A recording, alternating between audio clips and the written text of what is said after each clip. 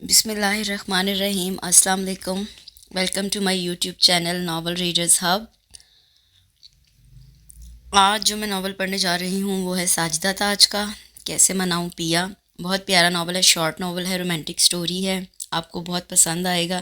یہ ماہنامہ کرن میں شائع ہوا تھا، اس کا جو ایئر ہے پبلش آف ایئر وہ مجھے یاد نہیں ہے، تو آپ نے جو میرا اس سے پچھلا ناول جو تھا آپ وہ پڑھیں، سنیں، اس کو انجوائے کریں اور ساتھ ساتھ اس کو لائک شیئر ضرور کریں، اور جنہوں نے اب تک میرا چینل سبسکرائب نہیں کیا کائنڈلی ان سے ریکویسٹ ہے کہ وہ ضرور میرا جو چینل ہے وہ سبسکرائب کریں اور میرے چینل کو مونیٹائز ہونے میں مدد دیں۔ Thank you.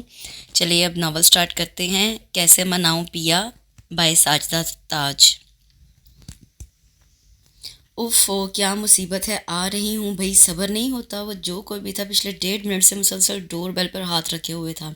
سستی کی ماری شازمین شاید ڈور بیل پر ہاتھ رکھنے والے کی بھی استاد تھی۔ اگر وہ ڈھیڑ تھا تو وہ خود کو مہا ڈھیڑ ثابت کرنے پر تلی ہوئی تھی۔ اگر شگفتہ بیگم کی کرخت آواز اس کے کان میں نہ پڑتی تو وہ شاید اب بھی گیٹ کھولنے کے لیے نہ اٹھتی۔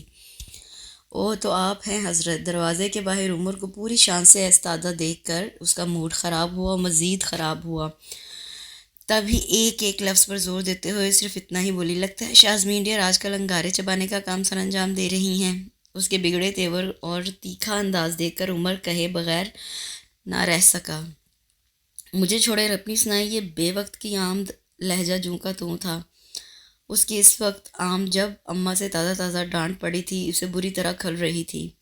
ظاہر ہے دیدار یار کے لیے بھرپور شرارتی انداز میں کندھے اچکا کر کہا گیا، انداز سے مزید تپانے والا تھا۔ وہ اس کی رگ رگ سے واقف تھا۔ آپ ہی گھر پر نہیں ہیں، کوڑا جواب دیا گیا۔ کہاں گئی ہیں؟ اس نے چونکتے ہوئے پوچھا۔ اپنے کسی کلائنٹ سے ملنے ان کے گھر گئی ہیں، انداز میں بے نیازی نمایاں تھی۔ شازمین ڈیئر تم سے تو جھوٹ بھی ڈھنگ سے نہیں بولا جاتا، کم از کم کوئی ڈھنگ کا کام ہی کر لیا کرو۔ تائی جی بالکل ٹھیک کہتی ہیں تم۔ اگلے ہی پل وہ اس کا جھوٹ پکڑتے ہوئے بولا اور اس کی بات مکمل ہونے سے پہلے ہی وہ بول اٹھی، میں کہتی ہوں اماں سے کہ جب تک آپ ہی کی رخصتی نہیں ہو جاتی وہ آپ دونوں کا باقاعدہ پردہ کروایا کریں۔ یہ کیا جب دل چاہا آپ جناب۔ اوہ لگتا ہے تائی جی کی ڈانٹ کا دماغ پر کچھ زیادہ ہی اثر ہوا ہے، جو موڈ اور مزاج دونوں برہم ہیں۔ ویسے مجھے بھی تو پتہ چلے کہ محترمہ اب کون سا کارنامہ انجام دیا ہے۔ باتیں کرتے کرتے وہ دونوں اس وقت صحن کے وسط میں آ کھڑے ہوئے تھے۔ جی نہیں اماں، تو بس ویسے ہی، اور آپ پلیز دوسروں کی ٹو میں رہنا چھوڑ دیں۔ قریب قریب گھر ہونے کا اور کسی کو فائدہ ہے یا نہیں، مگر آپ کو بہت فائدہ ہے۔ اب وہ جواباً اس پر چوٹ کر رہی تھی۔ ڈیئر میرے فائدے کو سوچ سوچ کر تم کیوں جلتی رہتی ہو؟ آئینہ دیکھو ذرا، جل جل کر روز بروز تمہاری رنگت کتنی مدھم ہوتی جا رہی ہے۔ اس کی گوری چمکتی رنگت کو نشانہ بنایا۔ کیا واقعی عمر بھائی میری رنگت؟ دایاں ہاتھ اپنے گال پر پھیرتے ہوئے متفکر لہجے میں پوچھا گیا۔ چونکہ عمر اس کی کمزوری سے واقف تھا، تبھی ہی اپنی باتوں کے جال میں اسے پھنسا لیتا تھا، اور وہ بیوقوف بھی اس کی باتوں میں بہت جلدی آ جاتی تھی۔ اب بھی ایسا ہی ہوا تھا۔ اس کے لہجے کی پریشانی نے کچن میں کام کرتی تابین کے چہرے پر خود بخود مسکراہٹ بکھیر دی تھی۔ ان دونوں کی نوک جھونک اس حد تک بخوبی پہنچ رہی تھی۔ اور کیا میں جھوٹ بول رہا ہوں؟ یقین نہ ہے تو کسی روز میرے ساتھ چلنا۔ میرے ایک کولیگ کی مسز کا بہت بڑا پارلر ہے، ساتھ میں وہ اسکن اسپیشلسٹ بھی ہیں۔ تمہاری اتنی زبردست اسکن ٹریٹمنٹ کریں گی کہ ایک پل کو تمہاری تمام دوستیں بھی تمہیں دیکھ کر حیران رہ جائیں گی۔ بہانے بہانے سے تمہارے پاس تمہارے حسن کا راز نہ پوچھنے آئے تو کہنا۔ وہ اسے باتوں میں الجھا کر آہستہ آہستہ اپنے مقصد میں کامیاب ہوتا جا رہا تھا، اور اس کا مقصد سمجھتے ہی تامین کے چہرے کی مسکراہٹ گہری ہو گئی تھی۔ پھر کسی دن کیوں عمر بھائی، آج ہی چلیں نا۔ کچھ دیر قبل والا لہجہ یکسر تبدیل ہو چکا تھا۔ آج نہیں، مشکل ہے، کچھ سوچتے ہوئے اس نے جواب دیا۔ اس میں کیا مشکل والی بات ہے، آپ بس آج ہی مجھے لے کر چلیں۔ سمجھا کرو نا شازمین، آج ہماری کام والی چھٹی پر ہے، اس لیے میرا کوئی بھی پریس شدہ سوٹ موجود نہیں ہے۔ اگر تم سے کپڑے پریس کرنے کے لیے کہوں گا تو پھر تم وہی بات کہو گی کہ یہ جینز تم سے پریس نہیں ہوتی۔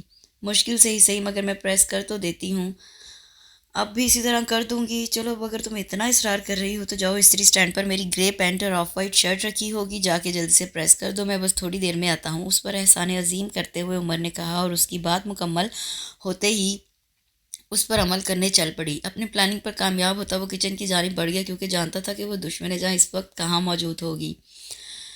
اس کا اندازہ صحیح نکلا۔ چولہے کے قریب کھڑی تابین کے کندھوں پر اپنے دونوں ہاتھ رکھتے ہوئے اس نے بے تکلفی سے اس کے کان کے قریب سرگوشی کی۔ لہجہ و انداز کے ساتھ ساتھ گرم گرم سانسوں کی تپش اسے اپنے بہت قریب محسوس ہوئی تھی۔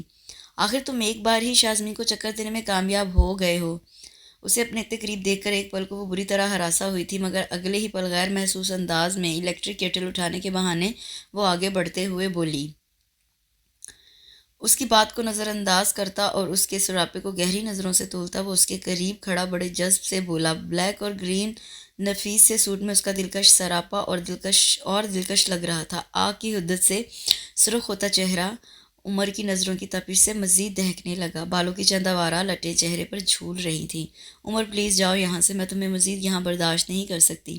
اس کی نظروں کی تپش اور لہجے کی گمبھیرتا نے خود تامین کے دل کی دنیا کو اتھل پتھل کر دیا تھا۔ تب ہی اس کے مزید کسی محبت بھرے مظاہرے سے پہلے بول اٹھی۔ کیا میں یعنی عمر حیات خان؟ اس کی بات عمر کے سر سے لگی اور پیروں پر بجھی تھی۔ احتجاجاً وہ کچھ کہنا چاہتا تھا کہ تامین نے اس کی بات کاٹ دی۔ عمر پلیز سمجھا کرو، یعنی اس کے علاوہ سب کچھ قبول ہے؟ شرارت سے اس کی جانب جھکتے ہوئے پوچھا گیا۔ اس کے اس طرف جھکنے سے کامنی سی تامین پوری کی پوری اس کے حصار میں آ کر چھپ سی گئی۔ اس کا موڈ اسی طرح بدلتا تھا، پل میں تولا تھا، پل میں ماشا۔ آف وائٹ پینٹ اور بلیک شرٹ میں بھرے بھرے بازو، کثرتی بدن اور چوڑے شانے اس کی شاندار شخصیت کو ظاہر کر رہے تھے۔ سرخ و سفید چہرے پر تیکھے نقوش کے ساتھ ساتھ گھنی سیاہ مونچھیں اس کی بھرپور مردانہ وجاہت کا ثبوت تھی۔ مجبوری ہے کیونکہ چچا جان یہ سب کچھ قبول کروا کر ہی باہر گئے ہیں، اس نے پیچھے پلٹتے ہوئے اس کی شرارت کا جواب شرارت سے دیا۔ اس کا مطلب ہے کہ تم یہ سب کچھ محض مجبوری میں قبول کر رہی ہو؟ ہونا آخر CIA میں اپنے مطلب کی بات پر کیسے فوراً کان کھڑے ہو گئے ہیں۔ اچھا یہ بتاؤ، چائے یہیں پیو گے یا باہر؟ اس نے چائے کپوں میں ڈالتے ہوئے پوچھا۔ باہر ہی پئیں گے، یہاں تو بہت گرمی ہے، اس نے کہا اور ساتھ ہی باہر کی جانب قدم بڑھا دیے۔ تائی جی نظر نہیں آ رہی؟ چائے کا کپ اسے تھما کر جب وہ قریبی صوفے پر بیٹھی تب اس سے پوچھا۔ امی نماز پڑھ رہی ہیں۔ جہاں تک میرا اندازہ ہے تمہیں اس وقت مجھ سے کوئی ضروری کام ہے، تبھی تم… وہ اس کی رگ رگ سے واقف تھی۔ اس کا یوں فرصت سے بیٹھنا اس بات کا ثبوت تھا کہ اسے تامین سے یقیناً کوئی ضروری بات کرنی ہے، ورنہ تو وہ جب بھی آتا زیادہ نہ رکتا تھا۔ اصل میں احسن جو کہ اس کا ماموں زاد ہے، یہ ان کے متعلق اب بات چیت ہو رہی ہے۔ اصل میں احسن کے ڈپارٹمنٹ میں ایک لڑکی سمیرہ کا قتل کا کیس آیا ہے۔ لڑکی شادی شدہ تھی اور اس کا شوہر کام کے سلسلے میں اکثر اوقات شہر سے باہر رہتا تھا۔ تامین کے اندازے کی درستگی پر حیران ہوتا وہ اسے اپنی آمد کی وجہ بتا رہا تھا، اور پھر اس کیس کی تمام تفصیلات سے اسے آگاہ کرنے لگا۔ ہمارے ملک میں انصاف کس قدر مہنگا ہے، یہ بات تم سے زیادہ اور کون جان سکتا ہے، بلکہ غریب کی پہنچ سے کس حد تک دور ہی ہے انصاف۔ ہاں مگر تم یہ بات کیسے کہہ سکتے ہو کہ لڑکی کا قتل اس کے شوہر نے کیا ہے؟ اس نے سوچ انداز میں پوچھا۔ کچھ دیر قبل کہیں عمر کی اس بات پر اس کی سوئی اٹک گئی تھی، تب ہی پوچھے بنا نہ رہ سکی۔ تامین ڈیئر، ہم CIA والوں سے کوئی بات چھپی نہیں رہتی۔ جتنے یقین سے وہ کہہ رہا تھا اس سے تامین سمجھ گئی تھی کہ یہ بات وہ یوں ہی نہیں کہہ رہا، بلکہ ذاتی طور پر اس کیس سے متعلق وہ مکمل چھان بین کر چکا ہوگا، تبھی اس کیس کو لڑنے کے لیے اسے فورس کر رہا تھا۔ میں صرف اتنا جانتا ہوں کہ تمہیں یہ کیس ہر حال میں لڑنا ہے۔ غریب والدین اپنی بیٹی کی اس ناگہانی موت پر بری طرح غمزدہ ہیں، جبکہ لڑکی کا شوہر سرسری سی قانونی چارہ جوئی کرنے کے بعد یوں مطمئن ہے جیسے قتل ہونے والی سے اس کا کوئی تعلق ہی نہ ہو۔ کیا نام بتایا تھا تم نے اس لڑکی کا؟ سمیرہ بی بی۔ چائے کا خالی مگ ٹیبل پر رکھتے ہوئے اس نے جواب دیا۔ ٹھیک ہے، تم احسن بھائی سے کہنا وہ اس سمیرہ بی بی کے والدین کو لے کر کل صبح میرے آفس آ جائیں، باقی تفصیل میں خود ان سے پوچھ لوں گی۔ اور ہاں، تمہیں ہر حال میں اس کیس کے سلسلے میں میری مدد کرنی ہوگی، تم ہر حال میں مجھے اپنے ساتھ شامل پاؤ گی، اس نے پورے خلوص سے یقین دلایا۔ عمر بھائی اب چلیں بھی یا یوں ہی آپ ہی کے چرنوں میں بیٹھے بیٹھے زندگی گزار دیں گے؟ شامین کمرے میں داخل ہوئی تو عمر کی بے نیازی سے تپا گئی، تبھی چڑھ کر بولی تھی۔ ان دونوں کی یہ چھیڑ چھاڑ معمول کی بات تھی کیونکہ ان کا رشتہ اس نوک جھونک کا متقاضی تھا۔ اچھا یہ اسٹار پلس کی زبان بولنا بند کرو اور اگر چلنا ہے تو جا کر تیار ہو جاؤ، میں بھی تب تک تیار ہو کر آتا ہوں۔ اسے ٹوکنے کے بعد اس نے اپنا رخ تامین کی جانب کیا۔ اوکے تامین، کل صبح احسن تمہارے آفس میں سمیرہ بی بی کے والدین کو لے کر پہنچ جائے گا، باقی کارروائی کرنے کے بعد جہاں تمہیں میری مدد کی ضرورت ہوئی بلا تکلف آواز دے دینا۔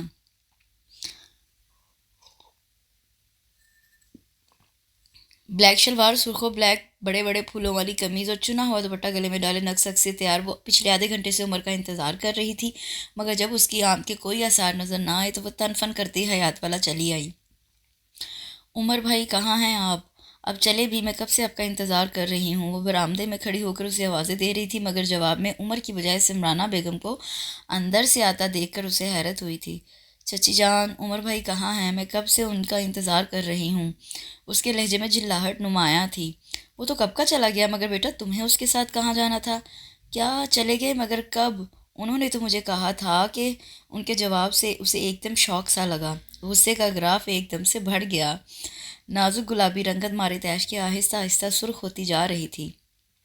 बता रहा था कि एक केस के सिलसिले में कुछ लोगों से मिलना है, इसलिए रात को लेट आने का कहकर गया है। उसकी कैफियत से वो बेखबर, वो मोहब्बत भरे मीठे लहजे में तफसील बता रही थी। उफ उमर भाई, आई विल किल यू। काश काश आप उस वक्त मेरे सामने होते तो मैं गुस्से से दांत पीसते वो दिल ही दिल में उससे मुखातिब हुई। उसका बस नहीं चल रहा था कि उमर उस वक्त उसके सामने और उसका हशर नशर कर दे, मगर माँ सिवाय सब्र के वो उस वक्त और कुछ ना कर सकती थी। ऐसा पहली बार ना हुआ था, ये तो रूटीन की बात थी। वो उसकी कमज़ोरियों से फ़ायदा उठाता, इसी तरह उसे बेवकूफ़ बनाकर चला जाता। दरअसल हुस्न इसकी कमज़ोरी था। वो खुद को खूबसूरत बनाने के लिए हमा वक्त तैयार रहती थी और उसकी इसी कमज़ोरी से फ़ायदा उठाकर उमर वक्त पड़ने पर अपने काम मुझसे निकलवा लेता था। अब भी ऐसा ही हुआ था। हसान अहमद के दो बेटे थे। बड़े बेटे का नाम रज़ा अहमद और छोटे का नाम हयात अहमद था। ये दोनों ही उनके कुल कायनात थे। जब बच्चे कुछ बड़े हुए तो सुरैया बेगम दोनों बच्चों की जिम्मेदारी तनहा हसान अहमद के कांधों पर डालकर खुद इस दुनिया से चल बसी। बीवी की दायमी जुदाई के बाद हसान अहमद ने अपने दोनों बेटों को माँ और बाप दोनों बनकर पाला। उनकी तरबियत एक ख़ास नहज पर की। रज़ा अहमद ने तालीम हासिल की और साथ ही लेक्चरार की पोस्ट पर फाइज हो गए, जबकि हयात ने एक मल्टी नेशनल कंपनी में जॉब कर ली। दिन गुजरते रहे, यहाँ तक कि उन दोनों की शादियों का दिन आ पहुँचा और यूं उनकी शादी धूमधाम से अंजाम पाई और इन दोनों ने अमली ज़िंदगी में कदम रख लिए। शादी के कुछ अरसे बाद हसान अहमद भी इस दुनिया से चल बसे। हाँ, मगर जाते जाते दोनों भाइयों को एक दूसरे के साथ प्यार मोहब्बत से रहने की ताकीद ज़रूर कर गए थे और गुजरते वक्त ने ये साबित कर दिया था कि उन दोनों भाइयों ने उनकी की गई ताकीद पर किस हद तक अमल किया। कहने को बड़े रज़ा अहमद थे, लेकिन औलाद हयात अहमद की बड़ी थी, क्योंकि रज़ा अहमद के यहाँ शादी के कुछ अरसे बाद तक औलाद ना हुई थी, जबकि हयात अहमद के घर शादी के दूसरे ही बरस अल्लाह ताला ने बेटा दिया, जिसका नाम उन्होंने उमर हयात रखा। और फिर उमर के बाद हयात अहमद और सिमराना बेगम के यहाँ कोई औलाद ना हुई। दूसरी तरफ रज़ा अहमद और शगुफ्ता बेगम अल्लाह ताला की रहमत से मायूस होते जा रहे थे। अल्लाह तबारक व तआला ने उनकी सुन ली और उन्हें एक चांद सी बेटी से नवाजा, जिसका नाम उन्होंने तामीन रखा। और फिर तामीन के बाद शाज़मीन पैदा हुई और यूं यह घराना मुकम्मल हो गया। दोनों भाइयों ने एक दूसरे की सलाह और मशवरे से घर के साथ साथ घर तामीर करवाए। दोनों भाइयों में मोहब्बत थी और दोनों भाइयों की बीवियां भी आपस में सुलह सफाई से रहती थी और इनके बच्चों के दरमियान भी एक लाजवाल और अटूट मोहब्बत पनप रही थी। अगरचे के घर अलग अलग मगर साथ साथ, इसलिए शुरू से ही तीनों बच्चे एक साथ रहते थे। और बच्चों की इसी मोहब्बत को देखते हुए रज़ा अहमद और हयात अहमद ने एक फ़ैसला किया और इस पर अमल भी कर डाला, यानी उमर और तामीन को निकाह के बंधन में बांधने का फ़ैसला।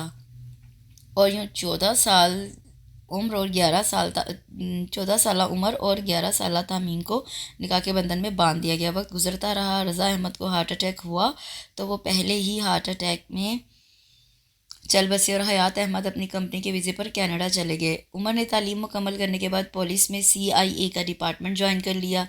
तामीन ने LLB करके प्रैक्टिस शुरू कर दी थी और अब उसका शुमार शहर के कामयाब वकला में होता था। नाजुक व कम उम्र सी तामीन अगर कोई केस ले लेती तो पूरी तैयारी से कोर्ट में दाखिल होती थी और फिर किसी केस का हार जाना ये तो मुमकिन ही ना था।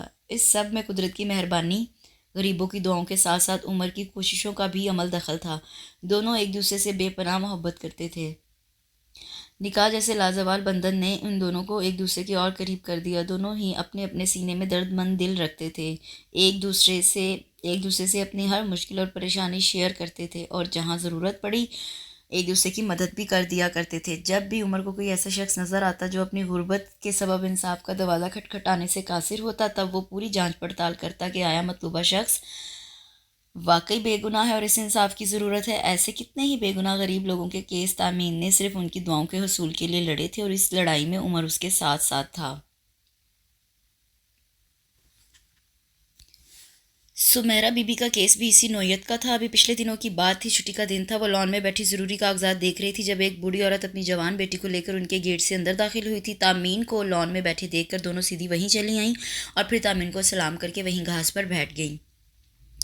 बूढ़ी औरत के झुर्रियों भरे चेहरे पर मौजूद आंखों में नमी, मट्टी धूल से अटे पाँव, परेशान हाल और लिबास की खस्ता हाली एक अनकही दास्तान सुना रहे थे। वही एक दास्तान जिसे तामीन दिन में ना जाने कितनी बार सुनती थी और हर बार उसके सीने में मौजूद दर्दमंद दिल टूटकर नए सिरे से हिम्मत पकड़ता था। बीबी, अल्लाह के लिए हमारी मदद करो, मेरा घर वाला फौत हो चुका है, बेटा कोई नहीं है, जवान लड़की का साथ है, पेट भरने के लिए दर दर की ठोकरें खाते फिर रहे हैं, सर छुपाने को कोई छत भी नहीं है, ज़माना बहुत ख़राब है बीबी, जवान लड़की को लेकर किसी के घर में नहीं रहा जाता। आप बहुत शरीफ लोग लगते हैं बीबी, अल्लाह के लिए हमारी मदद करें। बूढ़ी औरत ने आंसुओं की बारिश में अपनी दास्तान सुनाई थी और तब कुछ सोच विचार के बाद सदा की नर्म दिल और हमदर्दी की मारी तामीन ने उन्हें अपने घर में काम पर रखने की हामी भर ली। अगरचा कि उन्हें किसी मुलाजिम की ज़रूरत तो ना थी, मगर फ़िलहाल वो इन माँ बेटी के लिए उसके अलावा और कुछ कर भी ना सकती थी। शगुफ्ता बेगम ने इस बात की बहुत मुखालफत की। मुखालफत तो उमर ने भी की थी, क्योंकि उसके ख़्याल में उस तरह किसी अजनबी को घर में बतौर नौकर रख लेना सरासर नुकसानदेह था। कराची की बेशुमार वारदातों में घर के नौकर ही मुलव्वस पाए गए थे, इसलिए उसने तामीन को बहुत समझाना चाहा था कि उन्हें कुछ दे दिलाकर रुखसत कर दो, मगर तामीन जैसी ज़हीन वकील ने अपने मजबूत दलाइल से उसे चुप करवा दिया, क्योंकि तामीन के नज़दीक उस वक्त बूढ़ी औरत और उसकी बेटी को पैसे से ज़्यादा इज़्ज़त के तहफ़्फ़ुज़ की ज़रूरत थी और उन्हें अपने घर में रखने जैसा बड़ा कदम भी उसने उसी लिए उठाया और फिर उन्हें कुछ अर्सा अपने पास रखने के बाद एक दारुल अमान में भेज दिया था। कहाँ गया? उफ़, क्यों नहीं मिल रहा? वो पिछले 2 घंटों से अपना मोबाइल ढूंढ रहा था, मगर मोबाइल था मिल ही ना रहा था। उसने लैंडलाइन नंबर से अपना मोबाइल डायल किया था कि उस तरह मोबाइल की बेल बजने से मालूम हो जाएगा कि वो कहाँ रखा है। उसके अंदाजे के मुताबिक वो अपना मोबाइल घर में रख कर भूल गया था, मगर दूसरी तरफ बेल जाने के बजाय स्विच ऑफ बताया जा रहा था। मगर मैंने तो स्विच ऑफ नहीं किया था, कहीं ऐसा तो नहीं कि मेरा मोबाइल कहीं गिर गया है या फिर चोरी? उसने खुद कलामी के अंदाज में कहा। मुझे अच्छी तरह याद है कि एहसन के पास से उठते हुए मोबाइल मेरी जेब में था और फिर जब शामिर नहीं, उसके जाने के बाद तो मैंने ख़ुद तामीन को कॉल की थी। फिर सोफ़े में धंसा वो अपने दिन भर की मसरूफियात को जहन में ताज़ा कर रहा था कि कहीं वो अपना मोबाइल बाहर तो नहीं छोड़ आया। ट्रन इससे पहले कि वो मज़ीद कुछ सोचता या किसी नतीजे पर पहुंचता, फ़ोन की बेल ने उसे चौंका दिया। इस परेशानी के आलम में फ़ोन की बेल और फ़ोन करने वाला दोनों ही उसे नहायत बुरे लगे थे। समरा बेगम की डिस्टर्बेंस का ख्याल करते हुए उलझे जहन के साथ उसने रिसीवर कान से लगाया। हेलो, हिलोगे तो मिलेगा ना? भारी लहजे में बोलते हुए दूसरी तरफ जो भी था शायद उसके साथ मजाक कर रहा था। क्या मतलब क्या मिलेगा? वही जिसे तुम ढूंढ रहे हो। आप हैं कौन और आपको कैसे पता चला कि मैं अपना मोबाइल ढूंढ रहा हूँ? उमर की बात काटते हुए दूसरी तरफ से बात मुकम्मल की गई। बच्चा, अभी तो हमने अपने इल्म की ताकत से तुम्हारा मोबाइल ही गायब किया है, मत भूलो कि हम अपने इल्म की ताकत से तुम्हें भी गायब कर सकते हैं। चले, इससे अच्छी और क्या बात होगी? कम अज़ कम इस तरह दुनिया के इन झंझटों से आज़ादी तो मिलेगी। उमर ने बहुत रिलैक्स से अंदाज में जवाब दिया। वो कोई मामूली बंदा न था, बकौल उसके मामूजाद एहसन के, जो इसे बुलाता ही बड़ी चीज़ के नाम से था। हद अदब गुस्ताख लड़के, तुम हमारे गैज़ो गज़ब को आवाज़ दे रहे हो। देखो, तुम जो कोई भी हो, मेरा मतलब है कि तुम्हारी आवाज़ से मुझे ये समझने में दिक्कत पेश आ रही है कि तुम मर्द हो या कोई औरत। बहरहाल तुम जो कोई भी हो, फ़िलहाल मेरे सामने आने की ज़हमत कर लो, बाकी मामला हम बाद में तय कर लेंगे। बज़ाहिर वो दूसरी तरफ वाले को बातों में उलझा रहा था, मगर जहन उसकी आवाज़ का ताक़ुब करते हुए उस तक पहुँचने की कोशिश कर रहा था। मगर बुरा हो कि इस वक्त लाइन डिस्कनेक्ट हो गई। तभी उमर के जहन ने तेज़ी से काम करना शुरू किया। CLI पर नंबर चेक करने पर पता चला कि कॉल करने वाले ने इसके मोबाइल नंबर से ही कॉल की थी। जहाँ तक मुझे याद आ रहा है, घर पहुँचने तक मोबाइल मेरी जेब में था। शावर लेने से पहले मैंने अपना मोबाइल और वॉलेट दोनों बेड पर रखे थे। ओह, ये ख्याल आते ही उसका जहन सब कुछ समझ गया। यकीनन शाज़मीन की बच्ची की ही ये शरारत है। शाज़मीन का ख्याल आते ही वो सरस से अपने कमरे से निकला, क्योंकि वो समझ गया था ये शाज़मीन ही हो सकती है, और अगले 1.5 मिनट बाद वो उनके घर में मौजूद था। लाउंज में पड़े सोफे पर टांगे फैलाए बैठी वो अंगूरों की प्लेट गोद में रखे उनसे मुकम्मल इंसाफ कर रही थी। राहदारी से आते उमर को देख कर गुनगुनाहट में इजाफा हो गया था। शाज़मीन की बच्ची, लगता है उमर भाई की दुम पर, ओ सॉरी मेरा मतलब है कि किसी ने उनकी दुखती रग पर हाथ रख दिया है। वो भी अपने नाम की एक थी। उमर के चिल्लाने का असर लिए बगैर बहुत सुकून से बोली और फिर अंगूरों का गुच्छा प्लेट में से उठाकर एक एक करके अंगूर तोड़कर मुंह में रखने लगी। उसका ये सुकून उमर को तपाने के लिए काफ़ी था। शाज़मीन की बच्ची, मेरा मोबाइल कहाँ है? पिछले 2 घंटे से मैं उसे ढूंढ ढूंढ कर पागल हो गया हूँ। और तुम? क्या क्या आपका मोबाइल? मुझे क्या पता आपके मोबाइल का? आपको मैं चोर नज़र आती हूँ? अम्मा देखिए, उमर भाई मुझे चोर कह रहे हैं। चेहरे पर ज़बरदस्ती बेचार की तारी करते और आंखों में जानबूझकर नमी लाते हुए शगुफ्ता बेगम की जानिब रुख करते हुए बोली थी, जो वज़ू करके अपने कमरे में जा रही थी। ओ शाज़मीन माय डियर सिस्टर, तुम खामखा माइंड करगी, मेरा ये मतलब नहीं था। शाज़मीन के ख़तरनाक तेवर इसे लहजा बदलने पर मजबूर कर गए थे। वो समझ गया था कि वो उससे उस दिन का बदला ले रही है। तभी लहजे को नरम बनाते हुए मोहब्बत से कहने लगा, इस तरह खुशामद करते हुए बिल्कुल मस्खरे लगते हैं। उसे चिढ़ कर जवाबन कहा, शर्म करो शाज़मीन, बड़ा है तुमसे। शगुफ्ता बेगम भी इसके बोलने का अंदाज बुरा लगा था, तभी टोके बगैर ना रह सकी। हैं तो मैंने कब कहा ये मुझसे छोटे हैं? क्यों उमर भाई, क्या मैंने ऐसी कोई बात की? उसकी मुस्कुराहट जल्दी पर तेल का काम कर रही थी, मगर उम्र ज़ब्त किए हुए था। उस वक्त मोबाइल की बरामदगी ज़रूरी थी। उसके बहुत से ज़रूरी नंबर उसकी मेमोरी में सेव थे, जिसकी उसे उस वक्त अशद ज़रूरत थी। मजाल है जो मेरी किसी बात का जवाब दिए बगैर खामोश रह ले, ऐसी नाखल्फ औलाद है मेरी। उन्होंने गुस्से से घूरते हुए कहा। फिर उमर से बोली, तुम बैठो बेटा, मैं ज़रा ईशा की नमाज़ पढ़ लूँ। जानबूझकर नमाज कज़ा करने का क्या फ़ायदा? जी अच्छा ताई जी, उसने सादत मंदी से कहा। फिर उनके चले जाने के बाद बोला, देखो शाज़मीन, मेरा मोबाइल मुझे वापस कर दो। मुझे इस वक्त उसकी अशद ज़रूरत है, क्योंकि मुझे बहुत ज़रूरी कॉल करनी है। अब के उसने बहुत नरमी से कहा, तो ठीक है, पहले बैलेंस मेरे मोबाइल में शेयर करें, फिर देखेंगे। उसकी परेशानी को समझते हुए वो भी जल्द ही लाइन पर आ गई थी, या शायद उम्र पर तरस आ गया था। चूंकि मोबाइल पास होने की वजह से बैलेंस का पता था कि ये काफ़ी है, इसलिए बैलेंस शेयर करने की शर्त रख दी। ठीक है, मुझे मंजूर है, मगर मोबाइल मुझे दोगी तो मैं बैलेंस शेयर करूँगा ना। ऊँट पहाड़ के नीचे आ गया था। वो शाज़मीन ही क्या जो किसी का उधार रख ले। चूंकि उमर भाई, मैं जानती हूँ कि मोबाइल हाथ में आते ही आप मुझे फिर चकमा दे जाएंगे, इसलिए ये नेक काम मैं खुद ही कर लेती हूँ। वो भी अपने नाम की एक थी। अच्छा यार जाओ, बैलेंस शेयर करके मुझे जल्दी से मोबाइल ला कर दो।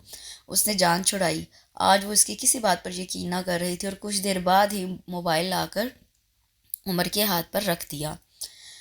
जाती गर्मी और आती बहारों ने तामीन के चेहरे को भी बहार की तरह तरोताज़ा बना दिया था। अपनी ज़ात के एतमाद और रोज़ बरोज़ बढ़ती बेलौस मोहब्बतों ने उसे और भी हसीन बना दिया था।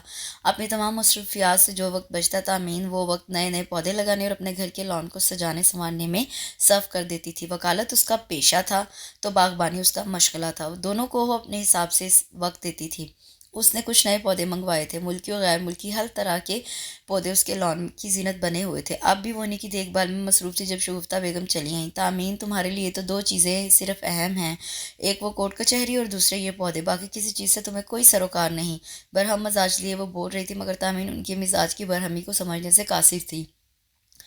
तब ही तो हैरत से कहा, क्या हुआ अम्मी, खैरियत तो है ना? आप अभी वो इसी तरह बोल पाई थी। तुम्हारी चीची की तबीयत कल से कुछ नासाज है, मगर तुम्हें तो शायद ये भी मालूम नहीं होगा। कितनी बार समझाया है तुम्हें कि वो तुम्हारी सास बाद में है, पहले वो तुम्हारी चची हैं। मगर तुम, सॉरी अम्मी, मुझे वाकई उनकी तबीयत की खराबी का पता ना था। अभी उनकी तरफ चली जाती हूँ। वो उलझे बिखरे बालों की चंद आवारा लटों को एक हाथ से कान के पीछे अड़सते हुए बोली, और फिर कुछ देर बाद वो हयात वाला में मौजूद थी। अस्सलाम वालेकुम चची जान। वो सीधी उनके कमरे में चली आई। वालेकुम अस्सलाम। आज मेरी बेटी को अपनी चची का ख्याल कैसे आ गया? बेड से उठते हुए उन्होंने उसे गले लगाकर उसकी पेशानी चूमते हुए हल्का सा शिकवा किया था। सॉरी चची जान, बस मसरूफियत। आप भी कहती होंगी कितनी नालायक बेटी है मेरी। उसने लाड से उनकी गोद में सर रखते हुए शरारत भरे लहजे में कहा, कितना अच्छा हो तुम उस घर में, उसी तरह चलो फिरो, शोख रंग कपड़े पहनो, बिल्कुल ऐसे ही सजी संवरी रहो जैसा मैं सोचती रहती हूँ। उन्होंने उसके बालों में प्यार से उंगलियां फेरते हुए कहा। उसकी उनकी आंखें तामीन को देखकर जुगनों की तरह चमकने लगती थी। उन्हें तामीन बेहद प्यारी थी। बेटी के रूप में प्यार करते करते वो उन्हें बहू के रूप में मिल गई थी। मगर जब वो रुखसत होकर बहू के रूप में इस घर में नहीं आ जाती, उनकी ये खुशी अधूरी थी। अच्छा चची जान, ये बताएं कि आपकी तबीयत अब कैसी है? मुझे पता चला कि आपने फिर अपनी सेहत के मामले में लापरवाही बरती है। उसने बात बदलते हुए कहा और साथ ही उठकर बैठ गई। समझा करो, तबीयत की खराबी तुम्हें बुलाने का एक बहाना थी और तुम आ गई। अच्छा तुम बैठो, मैं तुम्हारे लिए चाय बना कर लाती हूँ। उन्होंने बेड से नीचे पाँव उतारते हुए कहा, अरे ये क्या, आप बैठे? आज आपकी ये नालायक बेटी अपने हाथों से गर्मा गर्म चाय और साथ में ड्रमस्टिक बनाकर लाएगी। आज की पूरी शाम आपके नाम। उसने शोखी से कहा और फिर उनका जवाब सुने बगैर ही किचन کی جانب بڑھ گئی اور تھوڑی دیر بعد چائے کے ساتھ شامی کباب اور ڈرم سٹک لیے دوبارہ ان کے سامنے موجود تھی۔ وہ شام ان دونوں نے ایک دوسرے کی سنگت میں بہت انجوائے کی۔ انہوں نے اپنے پرزور محبت بھرے اصرار سے اسے رات کے کھانے تک اپنے پاس ہی روک لیا تھا اور پھر فون کر کے شگفتہ بیگم سے بھی کہہ دیا تھا۔ ڈھیر ساری باتوں، ہنسی مذاق اور لاڈ پیار میں وقت کے کٹنے کا پتہ ہی نہ چلا۔ چونکہ عمر کے گھر آنے کا کوئی ٹائمنگ نہ تھی، اس لیے ان دونوں نے اس کا انتظار کیے بغیر کھانا کھا لیا تھا، اور پھر ان کے سونے کے بعد رات 10 ساڑھے 10 بجے کے قریب جب وہ اپنے گھر جانے کے لیے ان کے کمرے سے باہر نکل رہی تھی تو اسی وقت عمر چلا آیا۔ تامین کو اس وقت یہاں دیکھ کر اسے جہاں خوشگوار حیرت ہوئی تھی وہیں من چلا دل کچھ اور شوق ہو گیا تھا، مگر ساتھ چونکہ احسن بھی تھا اس لیے اپنی بے اختیاری پر قابو پاتا قریبی صوفے پر بیٹھ گیا۔ اتنا تو وہ سمجھ گیا تھا کہ وہ یقیناً سمرہ بیگم سے ملنے آئی تھی اور اب جا رہی ہوگی۔ احسن سے سلام دعا کرنے کے بعد اس نے جانے کے لیے قدم بڑھائی تھے کہ عمر کی آواز نے اس کے قدم روک لیے۔ تامین اگر تمہیں زحمت نہ ہو تو پلیز 2 کپ اچھی سی چائے بنا دو۔ تب چاروں نہ چار اس بات میں سر ہلاتی وہ کچن کی جانب بڑھ گئی۔ اگر اس وقت احسن موجود نہ ہوتا تو وہ عمر کو صاف صاف جواب دے دیتی، مگر اب احسن کی وجہ سے اسے مجبوراً چائے بنانا پڑ رہی تھی۔ ابھی چائے کا پانی رکھے کچھ ہی دیر ہوئی تھی کہ اس نے اپنے پیچھے آہٹ سی محسوس کی۔ پلٹ کر دیکھا تو دونوں بازو سینے پر لپیٹے، آنکھوں میں منی خیز چمک لیے وہ دشمن جاں کچن کے دروازے کے بیچوں بیچ کھڑا تھا۔ شاید احسن ضروری کام کا کہہ کر چلا گیا تھا۔ آج پتہ چلا گھر میں بیوی کی موجودگی باہر سے آنے والے تھکے ہارے مرد کی ساری تھکن کو کس طرح اتار دیتی ہے۔ گمبھیر لہجے میں بولتا وہ ایک قدم اٹھاتا اس کی جانب بڑھ رہا تھا۔ اس کے لہجے کی گمبھیرتا نے جہاں تامین کے دل کی دنیا کو اتھل پتھل کیا تھا وہاں اس کے قریب خطرے کی گھنٹی بھی بجا دی تھی۔ رات کے اس پہر یہ خاموشی، یہ تنہائی، اوپر سے شرعی رشتہ اور تعلق، اس سے زیادہ وہ کچھ سوچ نہ سکی۔ عمر تمہیں تو ہر وقت بس چائے چاہیے ہوتی ہے، بھلا یہ کون سا وقت ہے چائے کا؟ اس کی جانب سے رخ پھیر کر ہمیشہ کی طرح خود کو بولڈ ظاہر کرتی ہوئی وہ بولی۔ جانے عمر چائے کا نہ صحیح مگر چاہ کا تو یہی وقت ہے، تو پھر وہی دے دو۔ عمر نے اس کے کندھوں پر دونوں ہاتھ رکھ کر اس کا رخ اپنی جانب کرتے ہوئے بھرپور معنی خیز لہجے میں کہا۔ دھک دھک کرتے تامین کے دل کی دھڑکن کچھ اور تیز ہو گئی۔ عمر کی گرم گرم سانسوں کی تپش اسے اپنے چہرے پر محسوس ہو رہی تھی۔ رات کے یہ قیامت خیز لمحات، اوپر سے عمر کی بے باکی، اسے نظریں اٹھانا محال لگ رہا تھا۔ عمر پلیز چھوڑو مجھے وہ چائے، اس نے بدقت تمام کہا۔ اس کی گلابی رنگت عمر کی نظروں کی تپش سے مزید گلابی ہو گئی تھی۔ تمہاری آنکھوں کی چمک، سانسوں کی خوشبو اور ان رس بھرے لبوں کی نرمی کبھی کبھی مجھے مجبور کر دیتی ہے کہ میں ایک ہاتھ سے اس کا چہرہ اوپر کیے دوسرے ہاتھ کی انگلی اس کے نم کامتے لبوں پر پھیرتے وہ مخمور لہجے میں کہہ رہا تھا۔ دل ناداں اس وقت کوئی بے باک جسارت کرنے پر اکسا رہا تھا۔ اس کے حسن کے آگے اپنا ضبط کا پیمانہ اسے چھلکتا محسوس ہو رہا تھا۔ عمر پلیز چھوڑ دو، امی میرا انتظار کر رہی ہوں گی۔ پھنسی پھنسی آواز میں اس نے اتنا ہی کہا تھا۔ اسے اس وقت اپنا آپ بہت بے بس محسوس ہو رہا تھا۔ تامین مجھے اتنا مت تڑپاؤ کہ میں کسی دن تمہارے ساتھ زبردستی کرنے پر مجبور ہو جاؤں۔ تمہاری ایک بیجا ضد کے آگے میں خود سے لڑتے لڑتے تھک گیا ہوں۔ اگلے ہی پل وہ غصے سے کہہ رہا تھا۔ کچھ دیر قبل والا لہجہ یکسر تبدیل ہو گیا تھا، نہ جانے کیوں غصہ تھا۔ جاؤ چلی جاؤ، 1 منٹ سے پہلے یہاں سے چلی جاؤ، بہت بدتمیز ہو تم۔ چچا جان کو آنے دو، انہیں بتاؤں گی کہ تم دن بدن کس قدر بدتمیز ہوتے جا رہے ہو۔ اس کے غصے کی مطلق پرواہ کیے بغیر وہ بولی اور جانے کے لیے قدم بڑھا دیے۔ ہاں ضرور بتانا، پھر وہ بدتمیزی کی نوعیت بھی پوچھیں گے، وہ بھی تفصیل سے بتانا۔ اس کے پیچھے پیچھے چلتے ہوئے وہ کہہ رہا تھا جسے وہ نظر انداز کرتی آگے بڑھ گئی۔ نیلم امتیاز، تم خام خواہ محکموں کو برا کہہ رہی ہو۔ کوئی بھی محکمہ یا شعبہ بذات خود برا نہیں ہوتا۔ ہاں، اس محکمے سے وابستہ لوگ اور ان کی کارکردگی کو ہم اچھے یا برے کی کیٹیگری میں شامل کر سکتے ہیں۔ کسی بھی محکمے سے وابستہ شخص اگر اپنے فرائض کی بجا آوری میں کوتاہی برتے گا تو یقیناً پورا محکمہ بدنام ہوگا، مگر یہ کہہ دینا کہ فلاں محکمہ برا ہے یا فلاں اچھا ہے، یہ سراسر غلط ہے۔ تامین نے کاغذات پر پیپر ویٹ رکھتے ہوئے نیلم امتیاز سے کہا۔ وہ دونوں اس وقت تامین کے آفس میں موجود تھی۔ نیلم امتیاز کو ان کے چیمبر میں بطور ایڈوکیٹ آئے محض چند ماہ ہوئے تھے۔ بے حد طرح اسمارٹ سی نیلم امتیاز کسی بڑے باپ کی بیٹی تھی۔ ناز و ادا میں بولڈنس کے ساتھ بلا کا اعتماد اس کے حسن کو مکمل مربوط ظاہر کرتا تھا۔ ہاں تو بات وہی ہو گئی نا کہ جس محکمے کے افراد فرض شناس، محنتی اور وفادار نہ ہوں گے وہی محکمہ برا کہلائے گا۔ تم دور کیوں جاتی ہو؟ اپنے ہاں پولیس کا محکمہ لے لو۔ ڈھونڈنے سے بھی تمہیں فرض شناس ملک و قوم کے ساتھ ساتھ اپنے محکمے سے وفادار پولیس مین نہیں ملے گا۔ یہ اس لیے ہے کیونکہ اس محکمے کے افراد نے رشوت، حرام خوری، کاہلی اور نااہلی سے اس محکمے کو اتنا بدنام کر دیا ہے کہ اب اس محکمے کو برائی کی جڑ کہا جاتا ہے، تو پھر شہریوں کو تحفظ کہاں سے دیں گے یہ لوگ؟ نیلم امتیاز کے لہجے اور انداز میں مایوسی اور حقارت تھی۔ ان دونوں میں اکثر و بیشتر کسی نہ کسی مسئلے پر بحث ہوتی تھی، دوسرے لفظوں میں اختلافات کے پہلو نکلتے رہتے تھے۔ تم غلط کہہ رہی ہو نیلم امتیاز، ملک میں یہ جو تھوڑا بہت امن و امان ہے تو وہ پولیس کا ہی مرہون منت ہے۔ اب بھی ایسے کتنے فرض افسر اور جوان پولیس میں ہیں جو ملک میں امن و امان کی خاطر چور، ڈاکوؤں اور دہشت گردوں کے سامنے سینہ سپر ہو جاتے ہیں۔ اگر یہ محکمہ سفارش، کاہلی اور رشوت جیسی ملغزات کی وجہ سے بدنام ہے تو اس محکمے کے لوگ ہی اس کے نام کو روشن بھی کر رہے ہیں۔ جس طرح ایک مچھلی پورے جل کو گندا کر دیتی ہے، اس طرح اس محکمے کو بھی کئی لوگ بدنام کرنے کے ذمہ دار ہیں۔ مگر یہ محکمہ برا نہیں ہے۔ جہاں اچھے لوگ ہوتے ہیں وہاں برے بھی ہوتے ہیں، ان کی جڑوں میں پل رہے ہوتے ہیں، اور اچھائی اور برائی کا ساتھ تو ہمیشہ سے ہی ہے۔ پھر یہ سب کسی ایک فرد یا کسی ایک محکمے سے جوڑ دینا کہاں کا انصاف ہے؟ تامین بولنے پر آئی تو بوتی چلی گئی۔ ویسے بھی ان میں اکثر و بیشتر اس قسم کی بحث شروع ہو جاتی تھی۔ اس کے خیال میں نیلم امتیاز کی سوچ صحت مند نہ تھی۔ وہ کسی کے حق میں ہوتی تھی تو شدت سے اس کی حمایت کرتی تھی، اور مخالف ہوتی تو شدت سے اس کی نفی کرتی، جیسے اس وقت کر رہی تھی۔ چھوڑو یار یہ فضول کی بحث اچھائی اور برائی کی، اس بحث میں تم لوگ کیوں ٹینشن لے رہی ہو؟ چلو تامین اچھی سی چائے منگواؤ اور ساتھ میں کچھ کھانے کو بھی۔ خولا باسی نے، جو کافی دیر سے خاموش بیٹھی ان کی گفتگو سن رہی تھی، مداخلت کرتے ہوئے کہا، جس پر تامین نے سر ہلاتے ہوئے انتقام پر چائے لانے کو کہا، اور پھر کچھ ہی دیر بعد خوشگوار موڈ میں وہ تینوں چائے سے لطف اندوز ہو رہی تھیں۔ ویسے تامین تم ہو بہت لکی، عمر حیات جیسا ڈیشنگ پرسنالٹی کا بندہ تمہارا شریک سفر بنے گا، تمہیں اور کیا چاہیے؟ خولا باسی کی نظر تامین کی فائل پر لکھے جعلی حروف میں عمر حیات پر پڑی تو تعریف کیے بنا نہ رہ سکی۔ او ہاں، تمہارے کزن عمر سے یاد آیا۔ تامین کے بولنے سے قبل ایک نہ سمجھ میں آنے والی چمکیلی سی مسکراہٹ ہونٹوں پر سجائے نیلم امتیاز بول پڑی۔ انداز کچھ پراسرار ہونے کے ساتھ ساتھ کچھ جتا دینے والا بھی تھا۔ تمہارا یہ کزن کچھ زیادہ ہی اونچی ہواؤں میں نہیں اڑ رہا؟ کچھ خبر بھی رکھتی ہو اپنے اس کزن کے متعلق یا نہیں؟ کیا مطلب ہے تمہارا؟ تم کیا کہنا چاہتی ہو؟ اس کی اس بات نے تامین کو ایک دم سے غصہ دلا دیا۔ یہی کہ عمر حیات تمہارا آنے والا کل ہے، اور اگر آج تم اپنے اس آنے والے کل سے غافل ہو گئیں تو وہ یقیناً کل کو کسی اور کی باہوں میں ہوگا۔ ایک ایک لفظ پر زور دیتی وہ بڑی معنی خیز انداز میں کہہ رہی تھی، اور اس کی اس بات پر تامین کے پورے وجود میں غصے کی ایک لہر دوڑا دی تھی۔ شٹ اپ نیلم امتیاز، تمہیں شرم آنی چاہیے اس کے بارے میں اس طرح بات کرتے ہوئے۔ عمر کل بھی میرا تھا، آج بھی میرا ہے، اور آنے والے کل میں بھی میرا ہوگا انشاءاللہ۔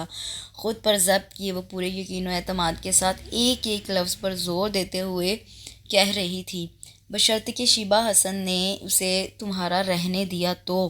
نیلم کا لہجہ انداز آگ لگا دینے والا تھا۔ بات کیا ہو رہی تھی اور کہاں پہنچ گئی تھی؟ شیبہ حسن؟ کون شیبہ حسن؟ اور عمر کا اس سے کیا تعلق؟ اس نے دھڑ دھڑ کرتے دل کے ساتھ پوچھا۔ دل میں ابھرتے انجانے خدشے اسے خوفزدہ ظاہر کر رہے تھے۔ آج کل تمہاری عمر کا ہر تعلق شیبہ حسن سے شروع ہو کر اس پر ہی ختم ہو رہا ہے، اور تم یقیناً اس سے بے خبر ہو۔ تم جھوٹ بول رہی ہو، میرا عمر ایسا قطعی نہیں ہے ہو سکتا۔ وہ تو آج تک اس نے عمر کے متعلق کوئی ایسی ویسی بات نہ سنی تھی۔ بچپن سے لے کر لڑک پن اور لڑک پن سے جوانی، ان دونوں نے قدم رکھ لیا تھا، مگر ایسی ویسی کوئی بات اس نے عمر میں نہ دیکھی تھی۔ وہ یقین جو دل میں پنہاں تھا، نیلم کے لہجے کی سچائی نے اس یقین کو ڈاواڈول کر دیا تھا۔ اس نے بڑی مشکل سے خود کو سنبھالا تھا۔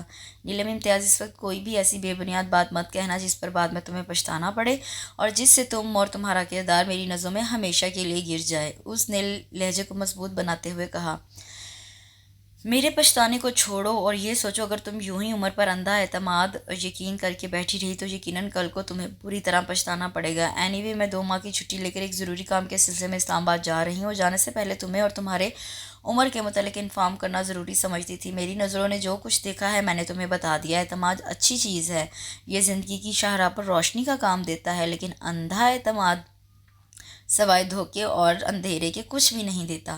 اوکے، سی یو اگین، وہ بہت گہرے لہجے میں کہتی ہوئی اٹھ کھڑی ہوئی تھی، اور پھر اگلے ہی پل سی یو کرتی تیزی سے اس کے آفس سے نکل گئی، اور اس کی باتوں کو سوچتی کتنی ہی دیر تامین سر تھامے بیٹھی رہی تھی۔ اس کی جھیل کی مانند پرسکون گزرتی زندگی میں پڑنے والے اس پتھر نے لہروں میں شور مچا دیا تھا۔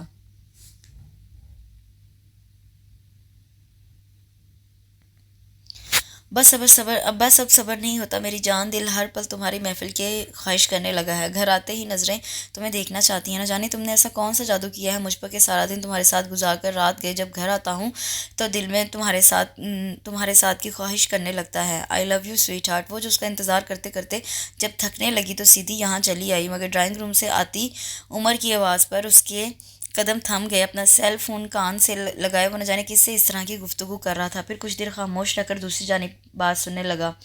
اف تمہاری یہی پیار بھری باتیں قاتل ادائی مجھے پاگل کیے رکھتی ہیں۔ ویسے تمہارے لیے ایک سرپرائز ہے، میں نے اپنے ڈیڈی سے تمہارے لیے ہیرو کا خوبصورت سا سیٹ منگوایا ہے۔ تمہاری سراہی دار گردن پر وہ قیمتی خوبصورت نیکلس مزید قیمتی اور خوبصورت ہو جائے گا۔ اس کی اس طرح کی گفتگو نے تامین کے پیروں تلے سے زمین اور سر سے آسمان کھینچ لیا تھا۔ اس کی گفتگو سن کر کوئی بھی اندازہ لگا سکتا تھا کہ دوسری طرف لائن پر یقیناً کوئی لڑکی ہے، اور پھر وہ تو تامین رضا تھی، اس کی محبوبہ اور اس کی عزیز از جان شریک سفر۔ میری جان، ان باتوں کے علاوہ اور میں نے کرنا بھی کیا ہے؟ کرنے کرانے کے لیے میری ڈیڈی بہت ہیں، آخر کو انگلینڈ جیسے ملک میں اتنا بڑا بزنس کرتے ہیں، اور یہ سب کس لیے ہے؟ میرے اور تمہارے لیے نا۔ بس تم ایک بار میری زندگی میں چلی آؤ پھر دیکھنا، عمر کہہ رہا تھا، اور وہ جو ڈرائنگ روم کے دروازے میں کھڑی تھی اسے اپنی سماعت پر بالکل بھی یقین نہ ہو رہا تھا۔ تب ہی خود کو اندر ہی اندر مضبوط کرتے ہوئے چھوٹے چھوٹے قدم اٹھاتی اس کے سامنے چلی آئی۔ عمر کے لیے اس کی یوں آمد خلاف توقع تھی، مگر پھر وہ خود کو سنبھالتا صوفے سے اٹھ کھڑا ہوا۔ اوکے، میں تمہیں بعد میں فون کرتا ہوں۔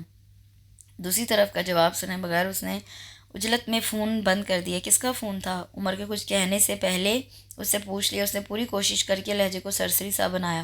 کان کچھ دیر قبل جو کچھ سن چکے تھے، دل اب بھی کسی صورت ماننے کو تیار نہ تھا۔ ایک دوست کا تھا، تم بتاؤ ابھی تک جاگ رہی ہو؟ خیریت؟ اس کے سوال کا سرسری سے انداز میں جواب دے کر اس نے خیریت پوچھی۔ کون سا دوست؟ وہ اس کی سوئی وہیں اٹکی ہوئی تھی، وہ نہ جانے اس کے منہ سے کیا سننا چاہ رہی تھی۔ ہے ایک دوست، تم اسے نہیں جانتی؟ جہاں تک مجھے یاد ہے میں تقریباً تمہارے سب دوستوں کو ہی جانتی ہوں۔ یہ میرا نیا دوست ہے، تم اس سے واقف نہیں ہو۔ ضروری تو نہیں کہ میں تمہیں ہر دوست کے بارے میں بتاؤں۔ تامین کی تکرار پر وہ جھنجھلا کر بولا۔ اچھا خیر، ان سب باتوں کو چھوڑو، اس وقت میرے لیے یہ بات کافی ہے کہ تم یہاں مجھ سے ملنے آئی ہو۔ کیوں؟ میں صحیح کہہ رہا ہوں نا؟ تم آج سارا دن کہاں رہے؟ تامین نے بہت استحقاق سے پوچھا۔ شاید ہر عورت کے اندر اپنے حق کے لیے لڑنے کا جوش اور جذبہ ہوتا ہے۔ وہ جس نے آج تک اس کے شب و روز کے متعلق نہ پوچھا تھا، اب دل میں اٹھتے انجانے وسوسوں کو دباتے ہوئے اس کے آج کے دن کے مصروفیات پوچھ رہی تھی۔ بس ایک کیس کے سلسلے میں مصروف تھا۔ اس کا انداز سرسری تھا۔ کس کیس کے سلسلے میں؟ وہ یوں ہی پوچھ رہی تھی جیسے عمر پہلے بھی اسے اپنے کیس ڈسکس کرتا رہا ہو۔ حالانکہ جس ڈپارٹمنٹ میں اس کا تعلق تھا وہاں کے لوگ خود اپنے سائے پر بھی اعتبار نہیں کرتے۔ اس کا یہ بدلا بدلا انداز عمر کو بھی محسوس ہوا، تب ہی بجائے اس کے کہ وہ دوبارہ تکرار کرتی، عمر نے اس کا ہاتھ پکڑ کر ساتھ والے صوفے پر بٹھا دیا اور بولا، میرے کیس کو رہنے دو اور اپنے سمیرا بی بی والے کیس کا سناؤ۔ کہاں تک پہنچا وہ کیس؟ اس کے پوچھنے پر تامین نے تمام تفصیل اور کورٹ کی کارروائی کے متعلق اسے بتانا شروع کر دیا، مگر آج عمر کی عدم دلچسپی اس کے ایک ایک انداز سے نمایاں تھی، اور یہ بات تامین کی گہری نظروں میں چھپی ہوئی تو نہ تھی۔ تم آج کل نہ جانے کہاں ہوتے ہو، نہ اپنے آفس میں ملتے ہو نہ ہی فون اٹینڈ کرتے ہو۔ اس کا لہجہ جتا دینے والا تھا۔ بتایا نا، مصروفیات۔ خیر تم بیٹھو، میں تمہارے لیے اچھی سی چائے بنا کر لاتا ہوں۔ نہیں رہنے دو، میں بس چلتی ہوں۔ دل پر بہت سا بوجھ لیے وہ اٹھ کھڑی ہوئی تھی، اور اس سے بھی زیادہ حیرت اور دکھ کی بات یہ تھی کہ عمر نے ایک بار بھی اسے روکنے کی کوشش نہ کی۔ تامین کو دیکھ کر آج اس کے لہجے کی شوخی و شرارت اور انداز میں در آنے والی مستی بالکل مفقود تھی۔ وہ تو تامین کو دیکھتے ہی اس کے قریب آنے کا بہانہ ڈھونڈا کرتا تھا، مگر آج جب وہ خود چل کر آئی تھی تو اس کی عدم دلچسپی، اس کا اجنبی سا انداز اس کے اندر ہی اندر نیلم امتیاز کی باتوں کی سچائی پر یقین کرنے پر اکسا رہا تھا۔ اپنے دل و دماغ کی الجھی گتھی سلجھانے وہ یہاں آئی تھی، مگر یہ نہیں جانتی تھی کہ یہاں سے جاتے ہوئے مزید بہت سے الجھے سوالوں کا بوجھ اپنے ساتھ لے کر جائے گی۔ کامیابیاں نئی منزلوں کے نشان بناتی ہیں، اور نئی سے نئی منزلوں پر کمر ڈالنا انسان کی ازل سے خواہش رہی ہے۔ بہتر سے بہتر اور خوب سے خوب تر کی تلاش کی جستجو انسان کی فطرت میں شامل ہے۔ تامین بھی ہر نئے کیس کو جیت کر بہت مطمئن اور پرمسرت ہوتی تھی۔ اس کے تجربے اور مشاہدے میں روز بروز اضافہ ہوتا جا رہا تھا۔ اس کا اور اس کے مرحوم ابو کا یہی تو خواب تھا کہ وہ شہر کی مشہور و معروف اور کامیاب ایڈوکیٹ بنے، اس کے نام کا چرچا پورے شہر میں ہو۔ وہ تمام کیس ہسٹری معلوم کر کے ہی کیس لیتی تھی،